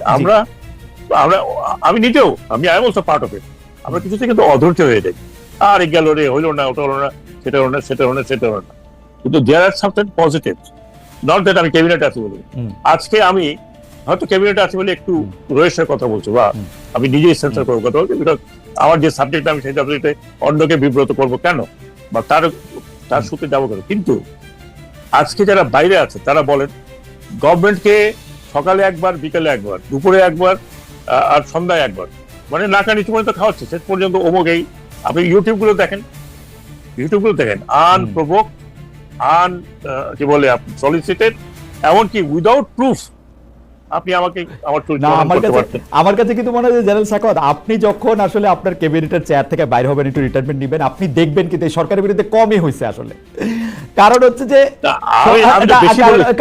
কারণ আমি আপনাকে জানি যে আপনি সবসময় সরল পথের কথা বলেন। এই সরকার তো সরল পথে চলতেছে না, সরকারের 2টা সেকশন 4 রকমের কথা করছে। আমি আপনাদের দেখাইতে পারি যে যাই হোক, সেটা অনেক বড় আলোচনা, কমই হইতেছে। আর সরকার চলতেছে আসলে ইউটিউবের ইনফ্লুয়েন্সারদের কথাই, কিন্তু আসলে ইউটিউবের ইনফ্লুয়েন্সাররা সত্য মিথ্যক একটা কথা বলে, এটা নিয়ে অ্যাক্ট করে, রিয়েক্ট করে, কি করে না করে সেটা আমি এখন এটা নিয়ে আমি বলতে চাই না। আমরা একটু প্রসঙ্গে আসি। ওইটা যদি আবার আরেক লাইন বলতেন, উপদেষ্টাদের মধ্যে কি নির্বাচন নিয়ে 2 ভাগ বা 3 ভাগ আছে? কেউ কেউ আছে যে ডক্টর ইউনূসকে নিয়ে থাইকা যেতে চান, ছাত্ররা একদল, আপনারা যারা হচ্ছে মানে আপনি যদিও সোলজার কিন্তু অনেক বেশি সুশীল সমাজ বা সিভিল সোসাইটি, অনেক বেশি শিক্ষক, তো আপনারা যারা আছেন, আপনি ডক্টর সালাউদ্দিন আহমেদ, তারপরে হচ্ছে ওয়াহিদুদ্দিন মাহমুদ, তারা একদল, আবার মাঝখানে সৈয়দা রিজওয়ানা হাসান, আসিফ নজরুল, তারা আবার আরেক দল, ওরকম ছাত্ররা একদল, ওরকম আলাদা আলাদা করা আছে। কিছু দল আছে আবার নিষ্ক্রিয়, ওরকম আছে কিনা, মানে যদি আপনি বলতেন একটু। এগুলো তো আপনার অবজারভেশন। না, এইটা বলা আছে আমার না, এর একটা বক্তব্য আমার না। মানে কেউ কেউ বলতেছেন কি স্যার, দেখেন যে প্রফেসর আসিফ নজরুল, ডক্টর সৈয়দা রিজওয়ানা হাসান, জনাব আদিলুর রহমান খান, তারা সবাই এক ডিপার্টমেন্ট থেকে এসেছেন, ল ডিপার্টমেন্ট। তারা অল্প একটু ছোট বড়, তারা একটা গোষ্ঠী, অ্যাটর্নি জেনারেল সহ। আবার কেউ কেউ বলতেছেন যে আপনারা যারা একদমই সিভিল সোসাইটি থেকে আসছেন, কেউ কেউ আপনাদেরকে বলতেছেন যে আপনারা যেহেতু রাস্তায় আন্দোলন করেন নাই, সেহেতু আপনাদের গায়ে আসলে এই অভ্যুত্থানের আঁচটা লাগে নাই, সেজন্য আপনারা এক পক্ষ, ছাত্ররা আবার এক পক্ষ। ডক্টর ইউনূস কোনো পক্ষ না হইতে গিয়ে এক এক সময় এক এক পক্ষ, এরকম মনে হয়। যে এইটা দিয়ে যদি একটু বলতেন যে আসলে কি এরকম মতভিন্নতা আপনাদের মধ্যে আছে কিনা, বা ইলেকশন নিয়ে, ওটা যদি একটু বলতেন। আচ্ছা, আমি আমার পজিশনটা করি। ইয়েস, আমি তো মাঠে ছিলাম না, কিন্তু 15 বছর আমি কি করছিলাম আমার মতো, আপনি বলেন, আমার মতো মানে কনসিস্টেন্টলি কেউ কথা বলে গেছে? না, কনসিস্টেন্টলি কেউ লিখে গেছে? না, এবং সেগুলি সবই রেকর্ডেড, সেগুলি সবই recorded, all in recorded, all in recorded. এখন আমি তো রাইফেল নিয়ে দৌড়াদৌড়ি করি নাই, বাট আমি তো যতটুকু আমার বিবেক এবং শক্তি সঞ্চয় করে যতটুকু বলার বলেছি আপনাকে, খালেদ আপনি ভালো করে জানেন গতবার আপনি বলেছিলেন আমাকে তো অনেক টোপ দেওয়া হয়েছিল, অনেক, রাইট, হ্যাঁ, ইউ নো, আমি রিপিট করতে যাচ্ছি না। আর তারপরে আপনি চিন্তা করেন কোন পর্যায়ে গেলে আমি দাঁড়িয়ে বলেছিলাম যে সৈনিকরা তোমরা গুলি করবে না, ধরুন আপনাদের বলছিলাম যে তোমরা কোনো অর্ডার দেবে না, because you are not part of it. আপনি এটা মানে অন রেকর্ড এবং কোর্টের মানে সংবাদ মাধ্যমে এটা আপনি বলছেন, এবং আপনার এই বলাকে অসংখ্য জায়গায় উদ্ধৃত করা হয়েছে, অসংখ্য জায়গায় ছড়ায় দেওয়া হয়েছে এবং এটা বলা হয়েছে সময় না, সেগুলি প্রসঙ্গে আমি আসলে মানে না আমি যেটা বলছি, আপনি বললেন যে আমি আমার কথা বলছি, আমি বাকিদের সাফাই দেখাইতে পারবো না। আসিফ নজরুল সাহেব, তারপরে রেজওয়ানা, সবাই সবার অবস্থান থেকে নিজ নিজ দায়িত্ব পালন করছেন, আসলে মনে হয় পালন করেছে ওই সময়। আমি তো আসিফ নজরুলকে ছাত্রদের সাথে দেখতে সবচেয়ে বেশি, রেজওয়ানাকে দেখেছি, আপাও সবচেয়ে বেশি, আদিলকে দেখেছি, তারপর আরো অনেক কয়েকজনকে দেখেছি। তারা তো আমার সাথে সাহসী ভূমিকা পালন করেছে, তাই না? আমি নয় একটা কোনের মধ্যে থেকে কথা বলেছি। অনেক সময় আমি জিজ্ঞেস করতাম যে আমি গ্রে লিস্ট নাকি হোয়াইট লিস্ট নাকি রেড লিস্ট, মাঝে মধ্যে রেড লিস্টে চলে যেতাম, আবার কিছুক্ষণ পর শুনতাম না আপনি গ্রেতে চলে আসছেন। গ্রে মানে হ্যাঁ ঠিক আছে, আপনি ডাকতে পারেন, হ্যাঁ, আপনি নিজেও তো অ্যাঙ্কর ছিলেন তখন, আমি অনেক ধরনের কথা বলেছি। এখন কথা হচ্ছে বাংলাদেশের ইতিহাস তো আসলে একটু এখন যেটা সুবিধা হয়েছে যে সবকিছু ডিজিটাল ফুটপ্রিন্ট অথবা প্রিন্টেড রয়ে গেছে, মানে কেউ চাইলে দেখতে পারবে, মানে আমারে আসলে সাক্ষ্য দিতে হবে না, কেউ একটু গুগল করলেও দেখতে পারবে, কেউ একটু গবেষণা করলেও দেখতে পারবে। তো সুতরাং কিন্তু আপনাদের মধ্যে মতভিন্নতা বা ওরকম গ্রুপ আছে কিনা, আপনাদের মধ্যে এরকম কেউ আছে কিনা, আপনি যদি হ্যাঁ বা নাতে জবাব দেন, বিস্তারিত না বলে, তাইলেও আমি পারবো যে আপনাদের মধ্যে কেউ কি চান যে ডক্টর ইউনূসের নেতৃত্বে বা আপনারা বেশ কিছুদিন আসলে ক্ষমতা থেকে যান, বা ডক্টর ইউনূস চলে যাক, ডক্টর সালাউদ্দিন আহমেদ এসে প্রধান উপদেষ্টা হোক, উনি এসে এটা নির্বাচন করুক 3 বছর পরে, যে এরকম কোনো একটা কিছু আছে কিনা, মানে যে গুজব আসছে সব বলে দিয়েছে এগুলো আমি ঠিকই, এগুলো গুজব আমিও শুনছি, আমি গুজব শুনি ঘরে বাইরে, এটা ভাই আমি ঘরে আসলে শুনে আমি এক কান দিয়ে শুনি, আরেক কান দিয়ে বের করে দিই। হ্যাঁ, আমি অলওয়েজ সেই ফলো একটা বলি, wait and see till that time comes. হ্যাঁ, ওকে, আপনি যদি এটা তো লুকানো কিছু না। হ্যাঁ, ধরেন আমি যদি মনে করেন আমার কথা বলছি, না ভাই আমি আরো কয়েক বছর থাকি তো মজাই লাগে, তাহলে আপনি একদম জানতে পারবেন হ্যাঁ he is doing this thing. হ্যাঁ, কিন্তু আমার মনে হয় না যে আমি এ পর্যন্ত এমন কোনো কাজ করেছি, কোথাও কোনো কথা বলেছি উইচ শো দ্যাট। ভাই শুনেন, একটা এন্ডুরেন্স আছে সবার, এটা তো মানেন, এভরিবডি হ্যাজ অ্যান এন্ডুরেন্স। প্রত্যেকে একটা সময় হয় যখন he can give the best. হ্যাঁ, that best cannot continue for life. Right, আমি আপনাকে শেষ পর্যন্ত এই পর্যায়ে শুধু আমার একটা কথা আপনাকে বলে রাখি, আমার বন্ধু বান্ধবেরা যারা বিভিন্ন জায়গায় মানে প্রতিষ্ঠিত বন্ধু বান্ধবেরা আমাকে বেট ধরার জন্য, বাজি ধরার জন্য আমাকে আসলে প্রলুব্ধ করতেছে যে ইলেকশন কিছুতেই মে মাসের 30 তারিখের বা মে মাসের 1 তারিখের আগে হবে না। আমি যদি বাজি ধরি তাহলে বাজি কি এরকম ধরতে পারবো যে এপ্রিলের 30 তারিখের মধ্যে ইলেকশন হবে, এরকম কি ধরতে পারবো বাজি? আচ্ছা, আমি আপনাকে বলি, প্রধান উপদেষ্টা একবার বলেছিলেন কিন্তু এপ্রিল মাসে, তাই না? রাইট, তারপরে হয়তো উনি পলিটিক্যাল পার্টির সাথে আলোচনা ওনারা করেন। আমি কিন্তু পলিটিক্যাল পার্টির আলোচনার মধ্যে আজ পর্যন্ত থাকি নাই। হ্যাঁ, পলিটিক্যাল পার্টির সাথে যারা আলোচনা করেন প্রধান উপদেষ্টা করছেন প্রতিনিয়ত। হ্যাঁ, এবং ওনার যে সিনসিয়ারিটি, আমি তাকে সিনসিয়ারিটির বাইরে আমি দেখিনি, একটা কথা আমি ওনার মুখ দিয়ে কখনো শুনিনি। এমনকি আমরা যে কাজ করছি, অন্তত আমি যে কাজ করছি, উনি কখনো আমাকে ডিক্টেটও করেন না যে এইটা করেন, ডিলে করে করেন, আস্তে করে করো, নো, নট এট অল। হ্যাঁ, তো আমি যেটা বলার চেষ্টা করছি, এইরকম কোনো উক্তি বা এইরকম কোনো জেস্টার আমি দেখিনি। মাঝখানে তো উনি একেবারে থাকবেন না, একটা ধনুষ পণ করে ফেলছে। সেখানে আমরা বলছি যে আপনি যদি এভাবে চলে যান তাহলে এই দেশের মানে একটা বিশাল কেওসের মধ্যে চলে যাবেন। উনি তো ভীষণ অ্যাডামেন্ট ছিল, উনি কিছুতেই থাকবেন না, চলেই যাবেন। আপনারাও জানেন যেভাবে কথাবার্তা বলেছেন, ওনার জন্য তো কোনো অসুবিধা নাই, উনি যেখানে যাবেন, উনি he is the one person Bangladesh should be very proud of, আমি মনে করি যে তিনি যেখানে দাঁড়ান, হ্যাঁ, এমন কেউ নাই যে ওনার সাথে না না ওনাকে হ্যাঁ। সেটা আমরাও বহুবার দেখেছি, এবং আপনার ক্ষেত্রেও আমি এটা বলতে পারি, উপদেষ্টা পরিষদে এরকম সদস্য যাদের নাম আমি বললাম তাদের সবারই আসলে একই অবস্থা, মানে তাদের কোনো মানে এমন না যে, কিন্তু প্রশ্নটা হইলো যে আপনারা অনেক সময় হয় না, আপনারা হোয়াইট ম্যানস বার্ডেন অনুভব করেন কিনা, যেটা যেটা আপনারা মনে করেন না দেশের ভালোর জন্য আবার থেকে যেতে হবে। ডক্টর মোহাম্মদ সেই হোয়াইট ম্যানস বার্ডেনটারে আমি ভয় পাই আসলে, যে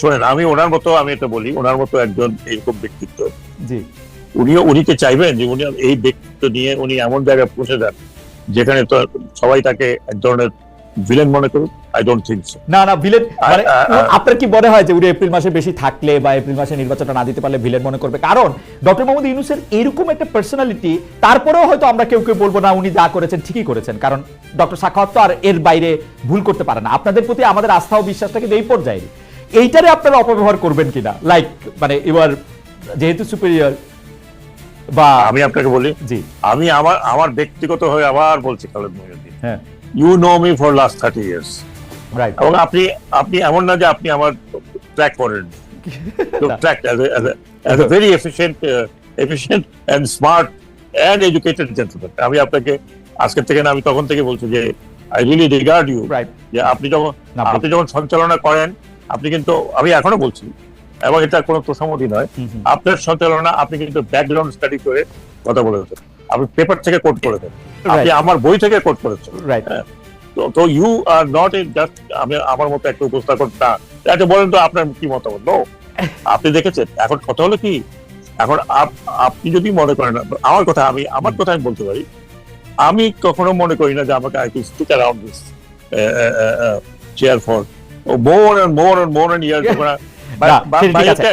আমার মনে যে ফেয়ার এনাফ পরিষ্কার। আমরা একদম মানে আজকে আপনার সাথে কথা বলা বা আপনার কথা শুনতে শুনতে আমরা একটু টাইম ম্যানেজমেন্ট, আপনি যদি আমাদের অনুমতি দেন আমরা একটু সময়টা একটু বাড়িয়ে নিতে পারি আর কি, কারণ আমরা একটু, আপনার যদি একটু সময় থাকে, কতক্ষণ আমাদের এই কয়েক মিনিট আপনি যতক্ষণ থাকে, কারণ হচ্ছে কয়েকটা প্রশ্ন করতে হবে যেগুলো শুধু আপনাকেই করা যায়। যে সম্প্রতি আমরা একটা খবর পড়তেছি, সেটা হলো যে আপনার ভাই নাকি বিএনপি থেকে নির্বাচন করার আগ্রহ প্রকাশ করেছেন। অনেকে বলছেন যে মানে আপনার ভাই জনাব হেমায়েত হোসেন সোহরাব সংসদ নির্বাচনে প্রার্থী হতে আগ্রহী। অনেকে বলছেন যে এটা হইলে আপনি কি আর লেভেল প্লেইং ফিল্ড করতে চাইবেন নাকি আপনি চাইবেন না? আপনি যদি এক নম্বর, প্রথম কথা হচ্ছে আমার ভাই একজন ইন্ডিভিজুয়াল, এবং সে বিএনপি যখন ছাত্র ছিল, সে ছাত্র দলে ছিল, জেলে গেছে, অনেক কিছু করেছে, পরে পারিবারিক কারণে সে অত অ্যাক্টিভ থাকে না। সে একটা ইন্ডিভিজুয়াল, সে যদি ইলেকশন করতে চায় আমি ঠেকাতে পারি? আর এমন কোন কনস্টিটিউশন বা এমন কোন আইন আছে যে আমি উপদেষ্টা থাকলে আমার ভাই বা আমার ব্রাদার বা আমার কাজিন বা আমার চাচা, আমার মামা পলিটিক্স করতে পারবে না বা ইলেকশন করতে পারবে না? সে ইলেকশন যদি, আমার কথা আমি শেষ করি, তার যদি ইচ্ছা প্রকাশ করে থাকে, পার্টি তাকে কি মানে উদাহরণ যাচাই করে তাকে একটা বিএনপির মতো একটা পার্টি কথা নাই বার্তা নিয়ে ডোনেশন দিয়ে দেবে? Is it possible? যে কেউ বলতে পারে যে আমি ইলেকশন দেবো, নমিনেশন দিবেন যদি তারা এই ইয়া পায় যে জেনারেল সাখাওয়াত ইলেকশনের সময় বিএনপির দিকে একটু সফট থাকবেন, তাইলে হয়তো নমিনেশন দিবেন। না এটা না, এক কথা। 2 নম্বর কথা আমি বলি, government only helps election commission. Election কমিশনের দায়িত্ব হচ্ছে লেভেল প্লেইং ফিল্ড করা, নট মাইন্ড। ওকে, আমি না, ইভেন হোম মিনিস্টার, হোমও না। যদি ইলেকশন কমিশন যদি প্রপারলি লেভেল প্লেইং ফিল্ড করতে পারে, তাহলে গভর্নমেন্ট ক্যানট ডু এনিথিং। আপনি ভালো করে জানেন সেই ধরনের এখন ইলেকশন কমিশন যদি মনে করে ভাই গভর্নমেন্ট আমাকে করে দিবে তারপর আমি করবো, নো, অল আইন যতগুলো আমরা আইন শক্ত করে তৈরি করেছি, everything goes with election commission, everything goes with election commission. আমি অনেক রেফারেন্স দিতে পারি, আমি তো এটা পরে পিএইচডি করেছি, আপনি জানেন।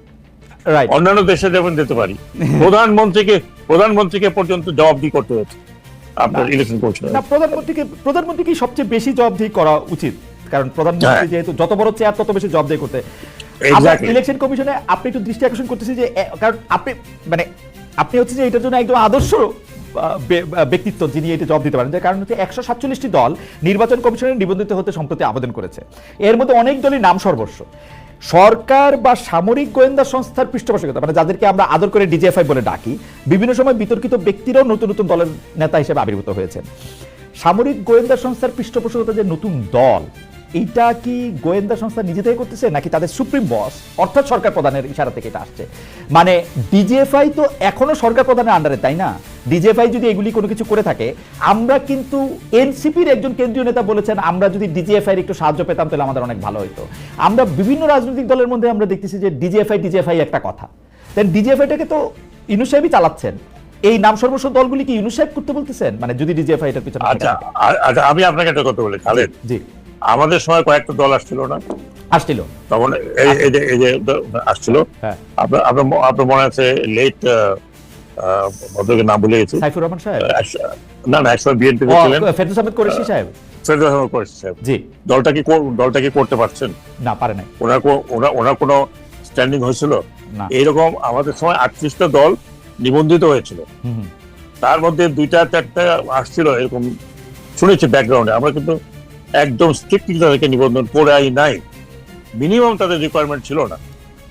এখন আপনি মনে করেন যে 100 কতগুলো দল, আপনি কটা বললেন? 147টা,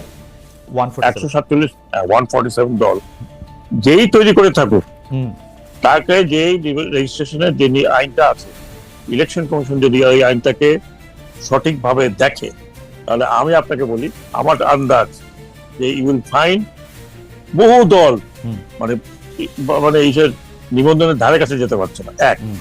এক দ্বিতীয়ত ধরে নিলাম যে 75টা দল পার্টিসিপেট করছে, 300 আসন ধরে নিলাম। আমার স্টাডি আমি আপনাকে বলি যে যত ব্যাকআপই করুক, হ্যাঁ 4টা কি 5টা কি 6টা, হয়তো এখন তো 5টা দল হতে পারে, 5টা দলের বেশি সিট পাওয়ার মতো দল। আমি ষড়যন্ত্রের কথা বলি জেনারেল সাখাওয়াত, আপনারে বলা যায় ষড়যন্ত্রের কথা বলি। আপনারা ধরেন 75টা দল এরকম নিবন্ধিত করলেন, এর মধ্যে না আমরা আচ্ছা আপনি শেষ করতে দিলাম বলি, আপনি শেষ করতে দিলাম। আমাদের সময় 36টা দল ছিল নিবন্ধিত। আচ্ছা সরি 38, তার মধ্যে একটা পার্টিসিপেট করে নাই, 37 দল। আপনি তার রেজাল্টটা দেখেন, 4টা দল, 5টা দলের বেশি 1% ভোট তো অনেকে পায় নাই। আপনি দল করলে তো হবে না ভাই, আপনি বাংলাদেশের ভোটের দরকার নাই তো। আমি আপনার ষড়যন্ত্রটা বলি, বাজারে যেটা চলতেছে হচ্ছে ডক্টর ইউনূস এবং ডক্টর সাখাওয়াত মিলে ডিজিএফআই কে ব্যবহার করে 50টা নতুন রাজনৈতিক দলকে নিবন্ধন দিবে। তারপরে যখন ইলেকশন দেওয়ার সময় আসবে, বিএনপি কে পাশ কাটায়, জামায়াতকে পাশ কাটায়, তারা বলবে 50টির বেশি দল এখন নির্বাচন চায় না, আমরা নির্বাচন কি করে দেই। এই জন্য এই ছোট ছোট নাম সর্বস্ব দলগুলি সৃষ্টি করা হয়েছে।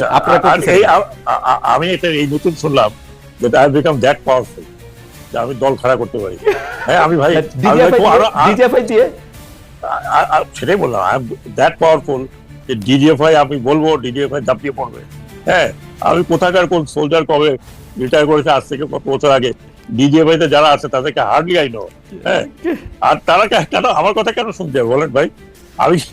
আমি খুব আনন্দিত হলাম আপনাকে কংগ্রেচুলেশন জানাচ্ছি যে আমাকে এত লার্জার দেন লাইফ মনে করলেন। এই জন্য আমি ভাই আপনাকে ধরেন না, কারণ হচ্ছে আমি কারণটা বললে আপনি বুঝবেন। কিছু কিছু ক্ষেত্রে আমার ধারণা, কারণ ক্যাবিনেট দেখে আমি বুঝতে পারি কিছু কিছু ক্ষেত্রে ডক্টর ইউনূস আপনার পরামর্শ নিয়ে থাকেন বা আপনার ম্যাপিংটা উনি শ্রদ্ধা করেন। সুতরাং আপনি যদি এরকম চান যে চিফ অ্যাডভাইজার, আপনি যদি মনে করেন আপনি ইলেকশনে রিলে করতে চান, this could B a way. আপনি ডিজিএফআই কে বলেন যে 50টা দল করুক, যে দলগুলি পরে ইলেকশন করবে না, এটা হইতে পারে আর কি। শোনেন আমি আবার বলছি, I am very very elated today. আমার একটা নতুন পরিচয় করে দিলেন আপনি।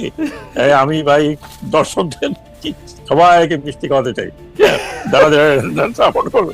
শোনেন আমার সাথে খুব বিজনেস টাইপের, ওনার সাথে আমি ওনার ক্যাবিনেটের একজন সদস্য। উনি যদি আমার কাছে কিছু জানতে চান, আমার মানে মন্ত্রণালয় আজ পর্যন্ত আমার মন্ত্রণালয়, দুটো মন্ত্রণালয় কিন্তু আমার দুটো মন্ত্রণালয় কিন্তু সবচেয়ে ডেঞ্জারাস মন্ত্রণালয়, বুঝতে পারছেন? আপনি দেখেন সারাক্ষণ আমি এই শ্রমিকদের পড়ি। আমার এই শ্রম অফিস আছে, এটা পরের সময় প্রায় 24 ঘন্টা 36 ঘন্টা ঘেরাও করা থাকে। And I have to resolve that. আমি উনি আমাকে আমার মন্ত্রণালয়ের বিষয় ছাড়া আজ পর্যন্ত কোনো কিছু জিজ্ঞেস করেননি। আমি ওকে নিয়ে ভলান্টিয়ারলি আমি কোনো কথা বলি না। ক্যাবিনেটে আমি কথা বলি, ইয়েস ক্যাবিনেটে আমি কথা বলি সবার সামনে, মাঝে মাঝে আমি ওনাকে বলি স্যার আমি কিছু বলবো, আচ্ছা ঠিক আছে বল। তো সেইখানে এই কথা আমি বলি, সেটা ওনারা বাকিটা নিল কি না নিল, but I say what I have to minimum tell. আমি আপনাকে এটা খুব মানে একদম সিরিয়াসলি কথা বলছি, আমাকে যদি উনি জিজ্ঞেস করেন তাহলে আমি কথা বলি, তার আগে আমি একটু আগ বাড়ায় কোনো কথা বলি। আই ডোন্ট গিভ, আরে ভাই আমার বুদ্ধি কতটুকু আছে যে আমি আপনার বুদ্ধি বিতরণ করবো না, তা না, কারণ হচ্ছে আচ্ছা সেটি আবার অন্য কথা, কিন্তু আচ্ছা আমি আপনাকে 2টা বা 3টা বিষয় আপনার একটু দৃষ্টি আকর্ষণ করতে চাই। সেটা একটা তো অবশ্যই গণমাধ্যম। আপনি গণমাধ্যমে লিখেন, গণমাধ্যমে কথা বলেন, বা গণমাধ্যম আপনাকে কোট করে, আপনার বাইট নেয়, সেটির কারণেও না আপনি গণমাধ্যমের একজন নিবিড় পর্যবেক্ষক বটে। আপনি সর্বশেষ যে একাডেমিক কার্যটি করেছেন, যে পিএইচডি করেছেন, সেটার মতো গণমাধ্যমের আচরণ একটা বড় ভূমিকা পালন করেছে। সেই হিসাবে আমি বলতে চাই যে ধরেন এখন গণমাধ্যম নিয়ে যা চলতেছে, মানে আমি কারো নাম বলতে চাই না, কারণ এরা সবাই সুপার সেন্সিটিভ, আমি কোনো জায়গা থেকে কোনো কথা বলতে চাই না। এখন যেটা চলতেছে যে কিছু হলেই গণমাধ্যমের দিকে আঙ্গুল তোলা, যেমন আবার গণমাধ্যম মানে খুব মানে বৈজ্ঞানিক পদ্ধতি অনুসরণ করতেছে কিনা, মানে সাংবাদিকতা আসলে সেই অর্থে সায়েন্স না হইলেও আমরা তো কিছু রুলস, কিছু এথিক্স তো আমাদেরকে শেখানো হয়, তার মিনিমামটাও ফলো করতেছে কিনা, এইটা একটা। দুর্নীতি দমন কমিশন নিয়েও আপনি জানেন যে দুর্নীতি দমন কমিশনের দিকে আঙ্গুল তোলা হচ্ছে মানবাধিকার কমিশনের ক্ষেত্রে। আপনি যদি 3টা বিষয় নিয়ে একটু অল্প অল্প করে বলতেন, যে মানে আমরা কোথায় দাঁড়ায় আসি। মানে বারবার শেখ হাসিনার আমলের সাথে তুলনা দিতে ভালো লাগে না, কারণ হচ্ছে যে শেখ হাসিনা আমল আমি মনে করি যে আমরা পার হয়ে আসছি, এটা আমরা সামনের দিকে তাকাতে চাই। আপনি যদি আমাদের একটু এনলাইটেন করেন। আমার ফ্রেন্ড, আমি এগুলো আমার ব্যক্তিগত, একদম ব্যক্তিগত অবজারভেশন, টোটাল ব্যক্তিগত অবজারভেশন। গণমাধ্যমের এই অবস্থাতে ছিল আপনিও জানেন, আপনাকেও দেশ ত্যাগ করতে হয়েছে, অনেকে দেশ ত্যাগ করতে হয়েছে, অনেকে দেশ ত্যাগ করেছে গণমাধ্যমে কাজ করেছে। আমি নাম বলতে চাই না, কারণ নাম বললে আবার পক্ষপাত দুষ্ট হতে পারি, কিন্তু আমি সবার সাথে অনেকের সাথে কথা বলেছি, এই 15 বছরের মধ্যেও কথা বলেছি। হ্যাঁ, আপনি জিজ্ঞেস করে দেখতে পারেন কয়েকজনকে, যখনই তারা অ্যাপ্রোচ করেছে আমি মানা করিনি, কথা বলি। সেগুলো নিয়েও আমার পিছনে অনেক পড়েছিল, কেন আপনি অমুকের সাথে ইন্টারভিউ দিলেন, কেন কথা বললেন। গণমাধ্যম এখন যে অবস্থা হয়েছে, একটা শ্বাসরুদ্ধকর পরিস্থিতি থেকে দে হ্যাভ কাম আউট, হয় না? ধরেন 16 ডিসেম্বর মনে করেন, এভরিবডি ওয়াজ হ্যাপি, কেউ ডানে দৌড়াচ্ছে, কেউ বাঁয়ে দৌড়াচ্ছে, কেউ কি করতেছে, মানে একটা স্বাধীনতার যে স্বাদ, সেইটা হৃদয়ঙ্গম করতে করতে করতে করতে ইট টুক লট অফ টাইম। হ্যাঁ, আমি যদি সেটার সাথে তুলনা করি, গণমাধ্যম প্রত্যেকটি যারা প্রো ছিল, প্রো বাধ্য হয়েছে, প্রো একেবারে বাধ্য হতে হয়েছে। এই যে ইলেকশন গুলো হলো, আপনি কি মনে করেন ফুটেজ নেয়নি? ফুটেজ নিয়েছে, কারণ আমি তো ওতপ্রোত ভাবে না হলেও গণমাধ্যমের সাথে গণমাধ্যমের মাধ্যমে তো আমি উঠে এসেছি। আবার পরিচিত তো গণমাধ্যমের মাধ্যমেই, প্লাস হোক মাইনাস হোক, খারাপ হোক ভালো হোক, ওটার মাধ্যমে তো। কারণ লোকে আমাকে চিনবে কেন, লেখালেখি, আপনাদের সাথে কথা বলা, টক শোতে যাওয়া। সেই পরিস্থিতিতে আমরা যখন ছিলাম, ধরুন আমি আবার বলছি, আমি ওই দিন এনটিভিতে বলছি যে আমাকে যখন ডাকতো এনটিভি, তো আমি প্রথমে জিজ্ঞেস করতাম যে ভাই আপনি আমাকে ডাকতেন, বুঝতে পারছেন তো আমাকে, আমি কিন্তু কোনো রাগ ঢাক কথা বলতে পারবো। তো বলেন না ঠিক আছে, আপনি আপনার মতো করে বলবেন। গেলে পরে শুধু এটুকু বলতো যে আমরা খুব বিপদে আছি। হ্যাঁ, সত্যি কথা বলছিলাম, ওই জন্য আমি একটা প্রকাশ্যে বলতে পারতাম আমরা বিপদে আছি। তো আমি তো আচ্ছা ঠিক আছে, মানে let me not be very aggressive. তো অথচ 71 আপনি দেখছেন আপনি অ্যাগ্রেসিভ। হ্যাঁ, 5 জন 6 জন 7 জন সবাই আমার উপর ঝাঁপায় পড়তে একরকম। কোনো কিছু বললেই শেষ পর্যন্ত সঞ্চালক ছিলেন, আচ্ছা আপনার সাথে এটা নিয়ে আমরা 1-to-1 কথা বলবো, তারপর আর 1-to-1 কোনো কথা হয়। আমি যেটা বলছি যে ওই সময় যে পরিস্থিতিটা ছিল, সেখান থেকে গণমাধ্যম এখন এক ধরনের বিশাল স্বাধীনতা পেয়েছে। এখন তো তাকে কেউ ভয় দেখাচ্ছে না, এটা করে দেবো, এইটা করবো। আপনি সিরিয়াসলি বলতেছেন গণমাধ্যমকে কেউ ভয় দেখাচ্ছে না? আমি কিন্তু এটা বলে নিতেছি যে গণমাধ্যম মিনিমাম কোনো সময় মিনিমাম এথিক্স মানতে তারা ব্যর্থতার পরে দিচ্ছে, কিন্তু গণমাধ্যমকে কি কেউ ভয় দেখাচ্ছে না? মানে আপনি এটি বলবেন? না, আমি একটা বলি, আই হ্যাভ নো আইডিয়া। অ্যাপিয়ারেন্টলি আমি এখন দেখছি আপনি ইউটিউব, তারপরে ফেসবুক, তারপরে মানে বক্তব্য এগুলো ছাপা হচ্ছে বিভিন্ন পত্রিকা তো আপনি খালি 4-5টা বড় পত্রিকা দেখলে হবে না, আপনি কত যে পত্রিকা বাংলাদেশে, মানে আপনি উঠে গিয়ে কালকে দেখবেন যে ওই অমুকে পদত্যাগ করিয়া বাড়ি চলিয়ে গেছে। হ্যাঁ, অথচ সে দিব্যি কাজ করতেছে। হ্যাঁ, আজ অমুককে ধরে নিয়ে গেছে। এই যে কথাগুলো বেরোয়, চরিত্র হননগুলো হচ্ছে, এটা নিয়ে কেউ কারো পিছনে পড়েছে এই পর্যন্ত? না ডক্টর হোসেন আমি একটা বলি, গণমাধ্যম কতটা স্বাধীন সেটা দেখার আমার একটা লিটমাস টেস্ট আছে। সেইটা হচ্ছে রাষ্ট্রীয় গণমাধ্যম বা সরকারি গণমাধ্যমগুলি আসলে কি করে, বিটিভি কি করে, রেডিও কি করে। আমি সত্যি সত্যি রেডিওর খবর আর বিটিভির খবর শুনে দিন হয়রান হয়ে গেলাম। প্রধান উপদেষ্টার খবর আর প্রধান উপদেষ্টার মুখ্য সচিবটা কি, তাদের খবর ছাড়া কোনো খবর নাই।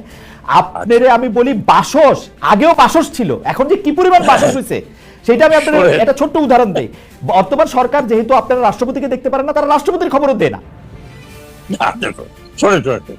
শোনেন, আমি আপনাকে একটা কথা বলি, আমি নিজেও আশ্চর্য হয়ে যাই। হ্যাঁ, তখন আমি ধরে নেই যে এদের ভাই অভ্যাস হয়ে গেছে। হ্যাঁ, না না না, আপনারা যত মুখে বলেন আমি বিশ্বাস করি না। আপনারা নিশ্চয়ই আড়ালে ভয় দেখান, নাইলে সাংবাদিকরা এমন করবে কেন? বিটিভির সাংবাদিকদের মধ্যে আমি জেনে বলতেছি যে বিটিভিতে যে নিউজ সেকশনের যিনি দায়িত্বে আছেন তিনি কিন্তু নিউজ অনেক ভালো বোঝেন। আমি কিন্তু তার যে নিউজের যে রানডাউন, সেই রানডাউন দেখে আমি বুঝি ভয় না দেখালে এই নিউজ দেখানো সম্ভব না।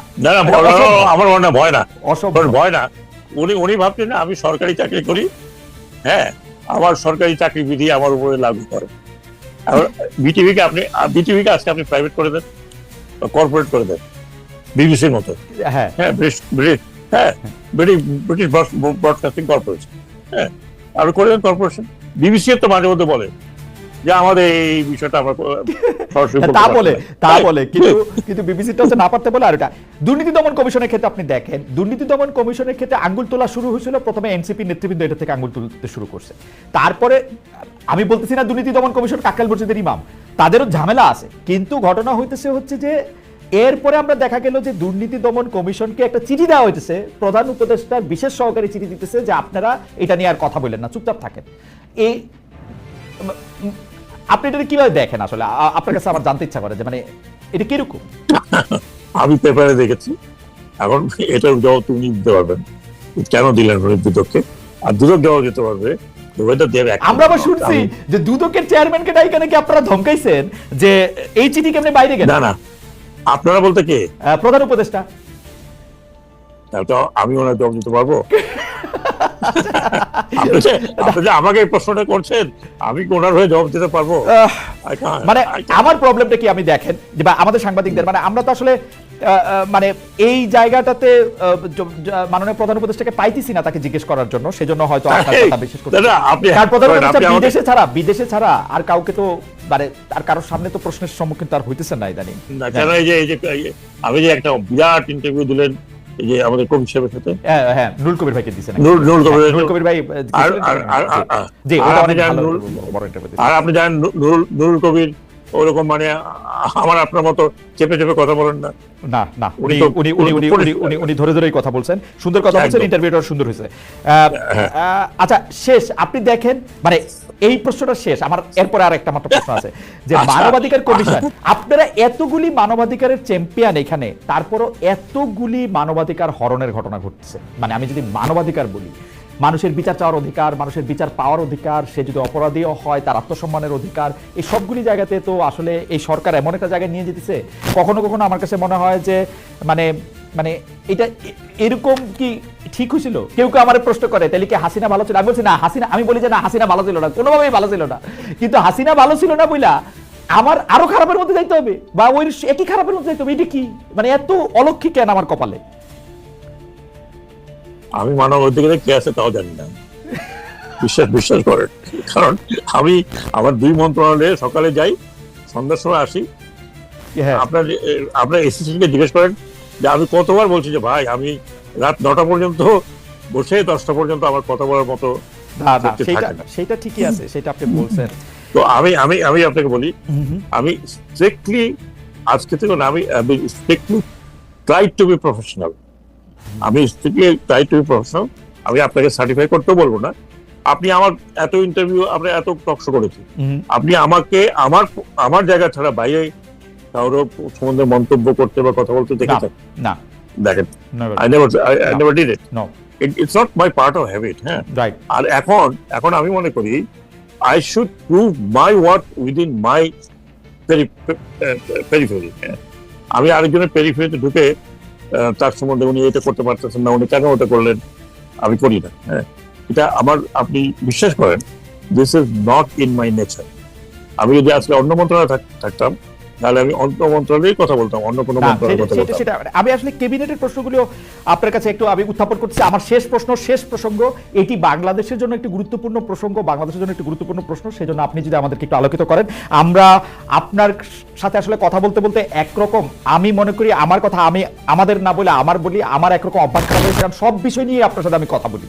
সেই জন্য সব বিষয় নিয়ে, সেটা গত 30 বছরের মধ্যে 20-25 বছরই আসলে এমন হয়েছে, এর অনেকগুলি হয়তো পত্রিকায় আসে নাই, সামনে আসে নাই, কিন্তু বলি। সেজন্য শেষ প্রসঙ্গে বলি যে ডোনাল্ড ট্রাম্প ক্ষমতায় এসে যে বাণিজ্য শুল্ক বৃদ্ধি করছেন, এর মধ্যে এটা আগস্টে কার্যকর হওয়ার কথা বলছেন, এর মধ্যে বাংলাদেশের উপর 35% ট্যারিফের কথা বলছেন, এবং এই 35% ট্যারিফ থেকে অন্য কোনো কিছু হইলে সেইটা আরো বেশি যুক্ত হবে। আজকে আমি দেখলাম রুবানা হক এটা বুঝতে পারতেছেন না যে এই 35%-এর সাথে এর আগে যে 16% ছিল সম্পর্ক শুল্ক হিসাবে, সেটা যুক্ত হবে কিনা।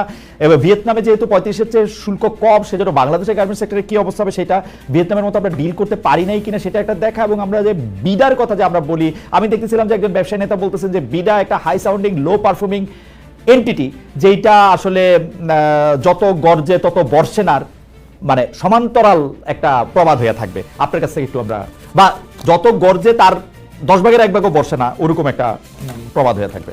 আপনি এই ট্যারিফের ব্যাপারটা যদি একটু বলতেন। ট্যারিফের ব্যাপারে জি আমি বলি, এখন আপনার কমার্স অ্যাডভাইজার, উনি নিজে তো একজন ব্যবসায়ী, রাইট, হ্যাঁ, খুবই যোগ্য ব্যবসায়ী, খুব যোগ্য ব্যবসায়ী, যোগ্য এবং সফল ব্যবসায়ী, জি, এবং অনেক বড় ব্যবসায়ী। ওরা তো সব সেক্টরই আছে, গার্মেন্ট থেকে শুরু করে সব সেক্টরই ওনার আছে। উনি এখন এই মুহূর্তে আছেন আমেরিকাতে, এবং এই ট্রেড এই আপনার এই নেগোসিয়েশনে উনি গেছেন।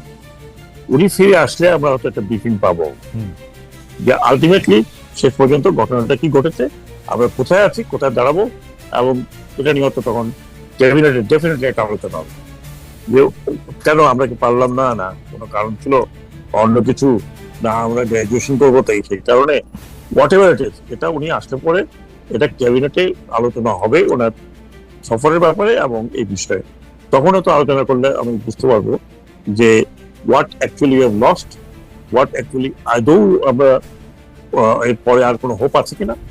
এইসব যদি বিস্তারিত আলোচনা না হয়, তাহলে আমার পক্ষে কথাটা বলা যে ভিয়েতনামে এত পার্সেন্ট হলো, বাংলাদেশে এত পার্সেন্ট হলো না, তো বাংলাদেশে কেন আমরা কি নেগোসিয়েট ঠিক মতো করতে পারিনি, অথবা এটা পিছনে অন্য কোনো কারণ আছে যে সেগুলো তো ভাই উনি না আসলে, উনি আসলে প্রশ্নটা আসছে হচ্ছে এই জায়গায়। আমরা দেখেছি যে জাতীয় নিরাপত্তা উপদেষ্টা ডক্টর খলিলুর রহমান, যাকে আমরা দেখতেছি যে তিনি আসলে ডিফেক্টো পররাষ্ট্র উপদেষ্টা হিসেবে কাজ করতেছেন, কারণ পররাষ্ট্র উপদেষ্টাকে আসলে ছোট করে নিয়ে এসে তাকে অনেকটা বড় করা হয়েছে। তিনি অনেকদিন আগে থেকে অ্যাসাইনমেন্টে ছিলেন। আমাদের মাথার উপরে ডক্টর মোহাম্মদ ইউনূস আছেন, যিনি অনেক ক্ষেত্রে অনেকের সঙ্গে পরিচিত। আমরা এরকম কথা শুনেছিলাম যে ডক্টর মোহাম্মদ ইউনূস থাকতে, খলিলুর রহমান সাহেব এরকম থাকতে, তারা অনেক ভালো ইংরেজি বাংলা কূটনীতি বোঝেন, তারা থাকতে এটা কখনো হবে না, কিন্তু এটা হয়েছে। এখন এইটা আসলে আপনি এই সরকারের আরেকটু বেশি কিছু করার ছিল এরকম বলবেন, নাকি সরকার এই ক্ষেত্রে হাই সাউন্ডিং লো পারফর্মিং? না, আমি অ্যাকচুয়ালি আপনাকে আবার বলছি, let commerce minister come back. উনি তো একটা ডেলিগেশনের মধ্যেও গেছেন, গভর্নমেন্ট মিনিস্টার আসলে পরে এটা নিয়ে তখন আলোচনা হবে, তখন আমি বুঝতে পারবো। অ্যাকচুয়ালি ফ্র্যাঙ্কলি স্পিকিং, আমি উনি না আসা পর্যন্ত এটা নিয়ে কি হয়েছিল খুব ডিফিকাল্ট টু সে, রাইট, খুব ডিফিকাল্ট। আর ডোনাল্ড ট্রাম্প ইজ মানে কি বলবো, অনেকেই তাকে মানে তাকে নিয়ে কিছু বলা আসলে, আপনি দেখেন ডোনাল্ড ট্রাম্প কি করলো, ইলন মাস্কের গাড়ি ভেঙে দিল, হ্যাঁ, যে ছেড়ে ফেললো, I have no connection with him. এই 3-4 দিন পরে দেখলাম আবার গলাগুলি করছে। হ্যাঁ, এখন উনি একটা বড় রাষ্ট্রের শক্তিধর প্রাইম মিনিস্টার, সরি প্রেসিডেন্ট, হ্যাঁ, most powerful country in the world, যেটা বলা হয়ে থাকে। সেই প্রেসিডেন্ট যদি এই কাণ্ড করে, তাহলে আমরা ছোটখাটো আসলে ডোনাল্ড ট্রাম্পের ক্ষেত্রে খুব বেশি দোষ কারোর দিয়ে লাভ নাই। এবং মানে ডোনাল্ড ট্রাম্প আসলে ওনাকে নিয়ে অনেক পড়াশোনা করতে হবে একসময় নিশ্চয়ই। আপনাকে ওনাকে বুঝতে হলে পিএইচডি করতে হবে। রাইট, অনেক অনেক অনেক অনেক অনেক মানে হয়তো পিএইচডি পোস্টডক অনেকগুলি করতে হবে। আচ্ছা, শেষ এটা হচ্ছে যে লাস্ট একদম সম্প্রতি যে আপনি যখন সরকারের উপদেষ্টা হিসেবে দায়িত্ব নেন, তখন আপনাদের এবং সরকারের যারা শীর্ষ পর্যায়ে কর্মকর্তা আছেন, মানে আপনারা সহ, তখন আপনাদের সম্পদের হিসাব জনসম্মুখে তুলে ধরা এমন একটা আলোচনা ছিল। আপনারা বলেছিলেন যে সেটি দিবেন, সেটি পরে বাস্তবায়িত হয় না। এর কি কারণ আছে এটি জানতে চাই। বাস্তবায়ন হয় না বলবো না, আমার এবং আমাদের সবারই সম্পদের বিবরণ ক্যাবিনেট ডিভিশনে আছে। আচ্ছা, এটা নিয়ে আমরা আলোচনা করেছিলাম যে why it is not given the paper or why it is not given. ওকে, তো এখানে প্রশ্নটা আসছে যে যে এটা তো আউট অফ ইনকাম ট্যাক্স, মানে যেটা চেয়েছে আমি ইনকাম ট্যাক্সে যা দিয়েছে তাই। তো এখন সেই ইনকাম ট্যাক্সের কোন একটা আমি ঠিক জানি না, রুল আছে যে সব দেওয়া যায় না, কিন্তু আমি ব্যক্তিগতভাবে আমি নিজে পেপারে যাচ্ছিলাম, বুঝতে পারছেন? আচ্ছা, আমি আপনার মনে আছে আমি I'm the only person who gave first and আসার সময় দিয়ে আসছি, আমি তো রেডি। হ্যাঁ, কিন্তু আমাকে তখন বলা হলো যে না, এটা ক্যাবিনেট ডিভিশনে যেতে হবে, ক্যাবিনেট ডিভিশন যদি মনে করে it is to be given public, it will be given public. এটা কি কাউকে সেভ করার জন্য উকিলি বুদ্ধি? কারণ হচ্ছে যে ইনকাম ট্যাক্সের যেই ধারাতে যেই তথ্যটা আসলে সামনে আনা নিষেধ, সেই তথ্যটাও আড়ালে করেও এটা প্রকাশ করা যায়, মানে পূর্ণ। কারণ যেহেতু এটা আমি ফর শিওর জানি, আপনি নির্বাচন কমিশনে ছিলেন, আপনি আরো ভালো করে জানেন, যেহেতু নির্বাচন কমিশনে জমা দিতে হয় পাবলিক করতে, সেই জন্য এইটা কিন্তু আসলে মানে আমি জানি না তাহলে ক্যাবিনেটের কোনো দূরভিসন্ধি আছে কিনা। না, আমি জানি না, এটা নিয়ে লেটেস্ট পিছনেও কথা হয়েছিল, এভরিবডি টক, নট দ্যাট কেউ বলে নাই, এভরিবডি সেড যে কি অসুবিধাটা কি, আমরা তো আপনাকে দিয়েছি, either you give it or we give it. Okay, এখন আমি ইন্ডিভিজুয়াল দিতে পারতাম, তো আমি তোকে তৈরি ছিলাম, আমি তো আমার অফিসকে বলেছি যে ভাই এটা প্রেসকে ডাকো, দিয়ে দাও। হ্যাঁ, তোর মনে না স্যার, এটা এই ইনস্ট্রাকশন আছে ক্যাবিনেটের যে এটা ক্যাবিনেটে যাবে, এবং I was the first person before asking, আমি ক্যাবিনেটে পাঠিয়েছিলাম। তোর মনে না স্যার, এইভাবে না আমরা একটা ছক দিচ্ছি, সেই ছকটাও হুবহু মোটামুটি আমি ইনকাম ট্যাক্সে যা দিয়েছে তাই। রাইট। এখন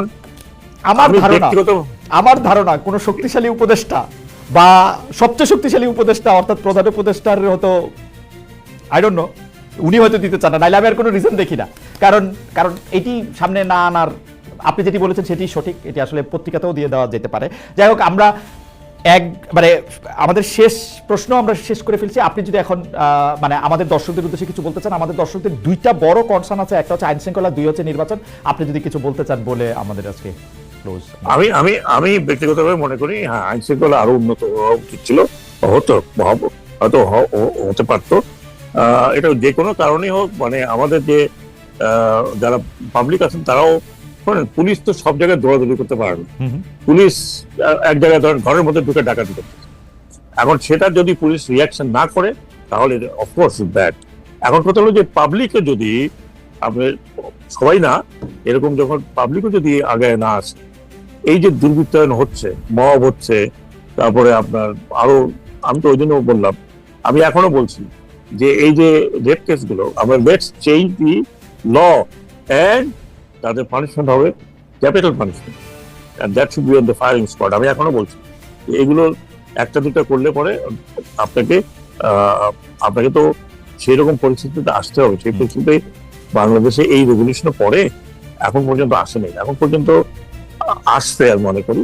আরেকটি কথা হলো কি, হুইচ ইজ ফ্যাক্ট, মানে ইলেকশন ছাড়া আপনি দেশ পরিচালনা করবেন কিভাবে? আপনি তো একটা মেকানিজম লাগবে, it is not martial law, is ইট?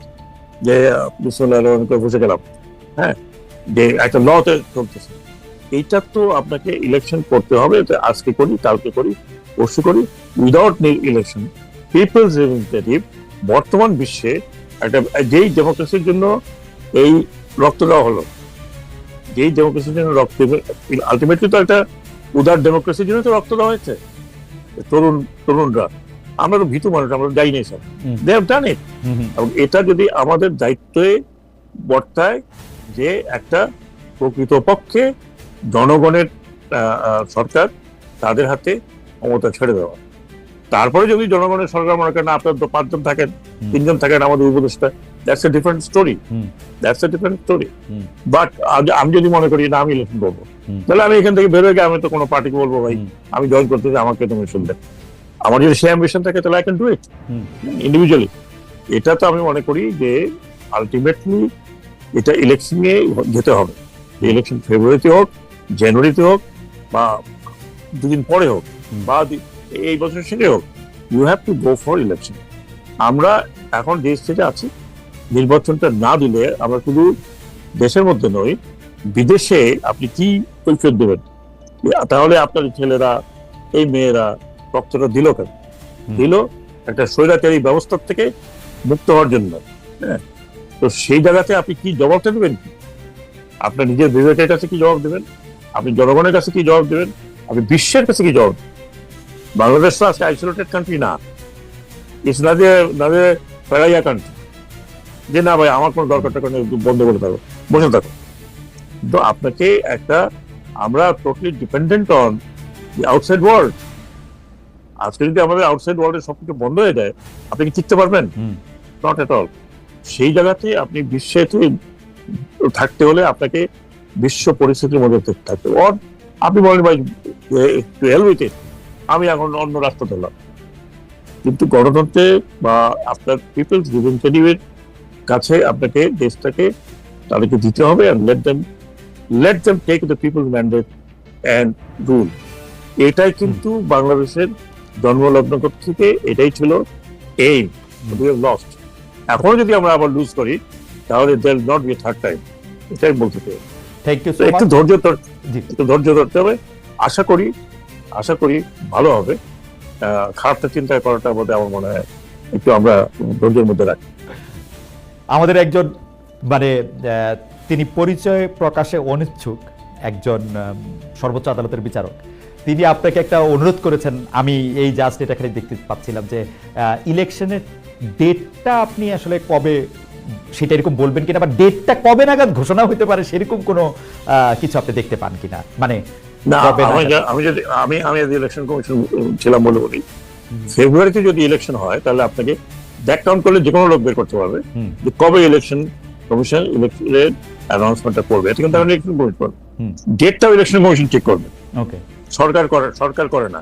তাহলে ফেব্রুয়ারিতে ইলেকশন হতে হলে 90 দিন আগে কমপক্ষে একটা ঘোষণা দিতে হবে, রাইট? আচ্ছা 90 দিন নাও হোক, 60 দিন 45 দিন, ওকে, আমরা তো 45 দিন সময় দিই। সেটা হ্যাঁ 45 দিন তফসিল ঘোষণা পরে সময়, রাইট? রাইট। কিন্তু তফসিল ঘোষণার জন্য তো আরো মানে আগামী অমুক তারিখ তফসিল ঘোষণা হবে, আমরা তো সাধারণত দেখছি 30 দিন আগেই ঠিক করে। না, এটা তো শুনেন, এটা তো আমার ব্যাপার না, right? I will not announce it.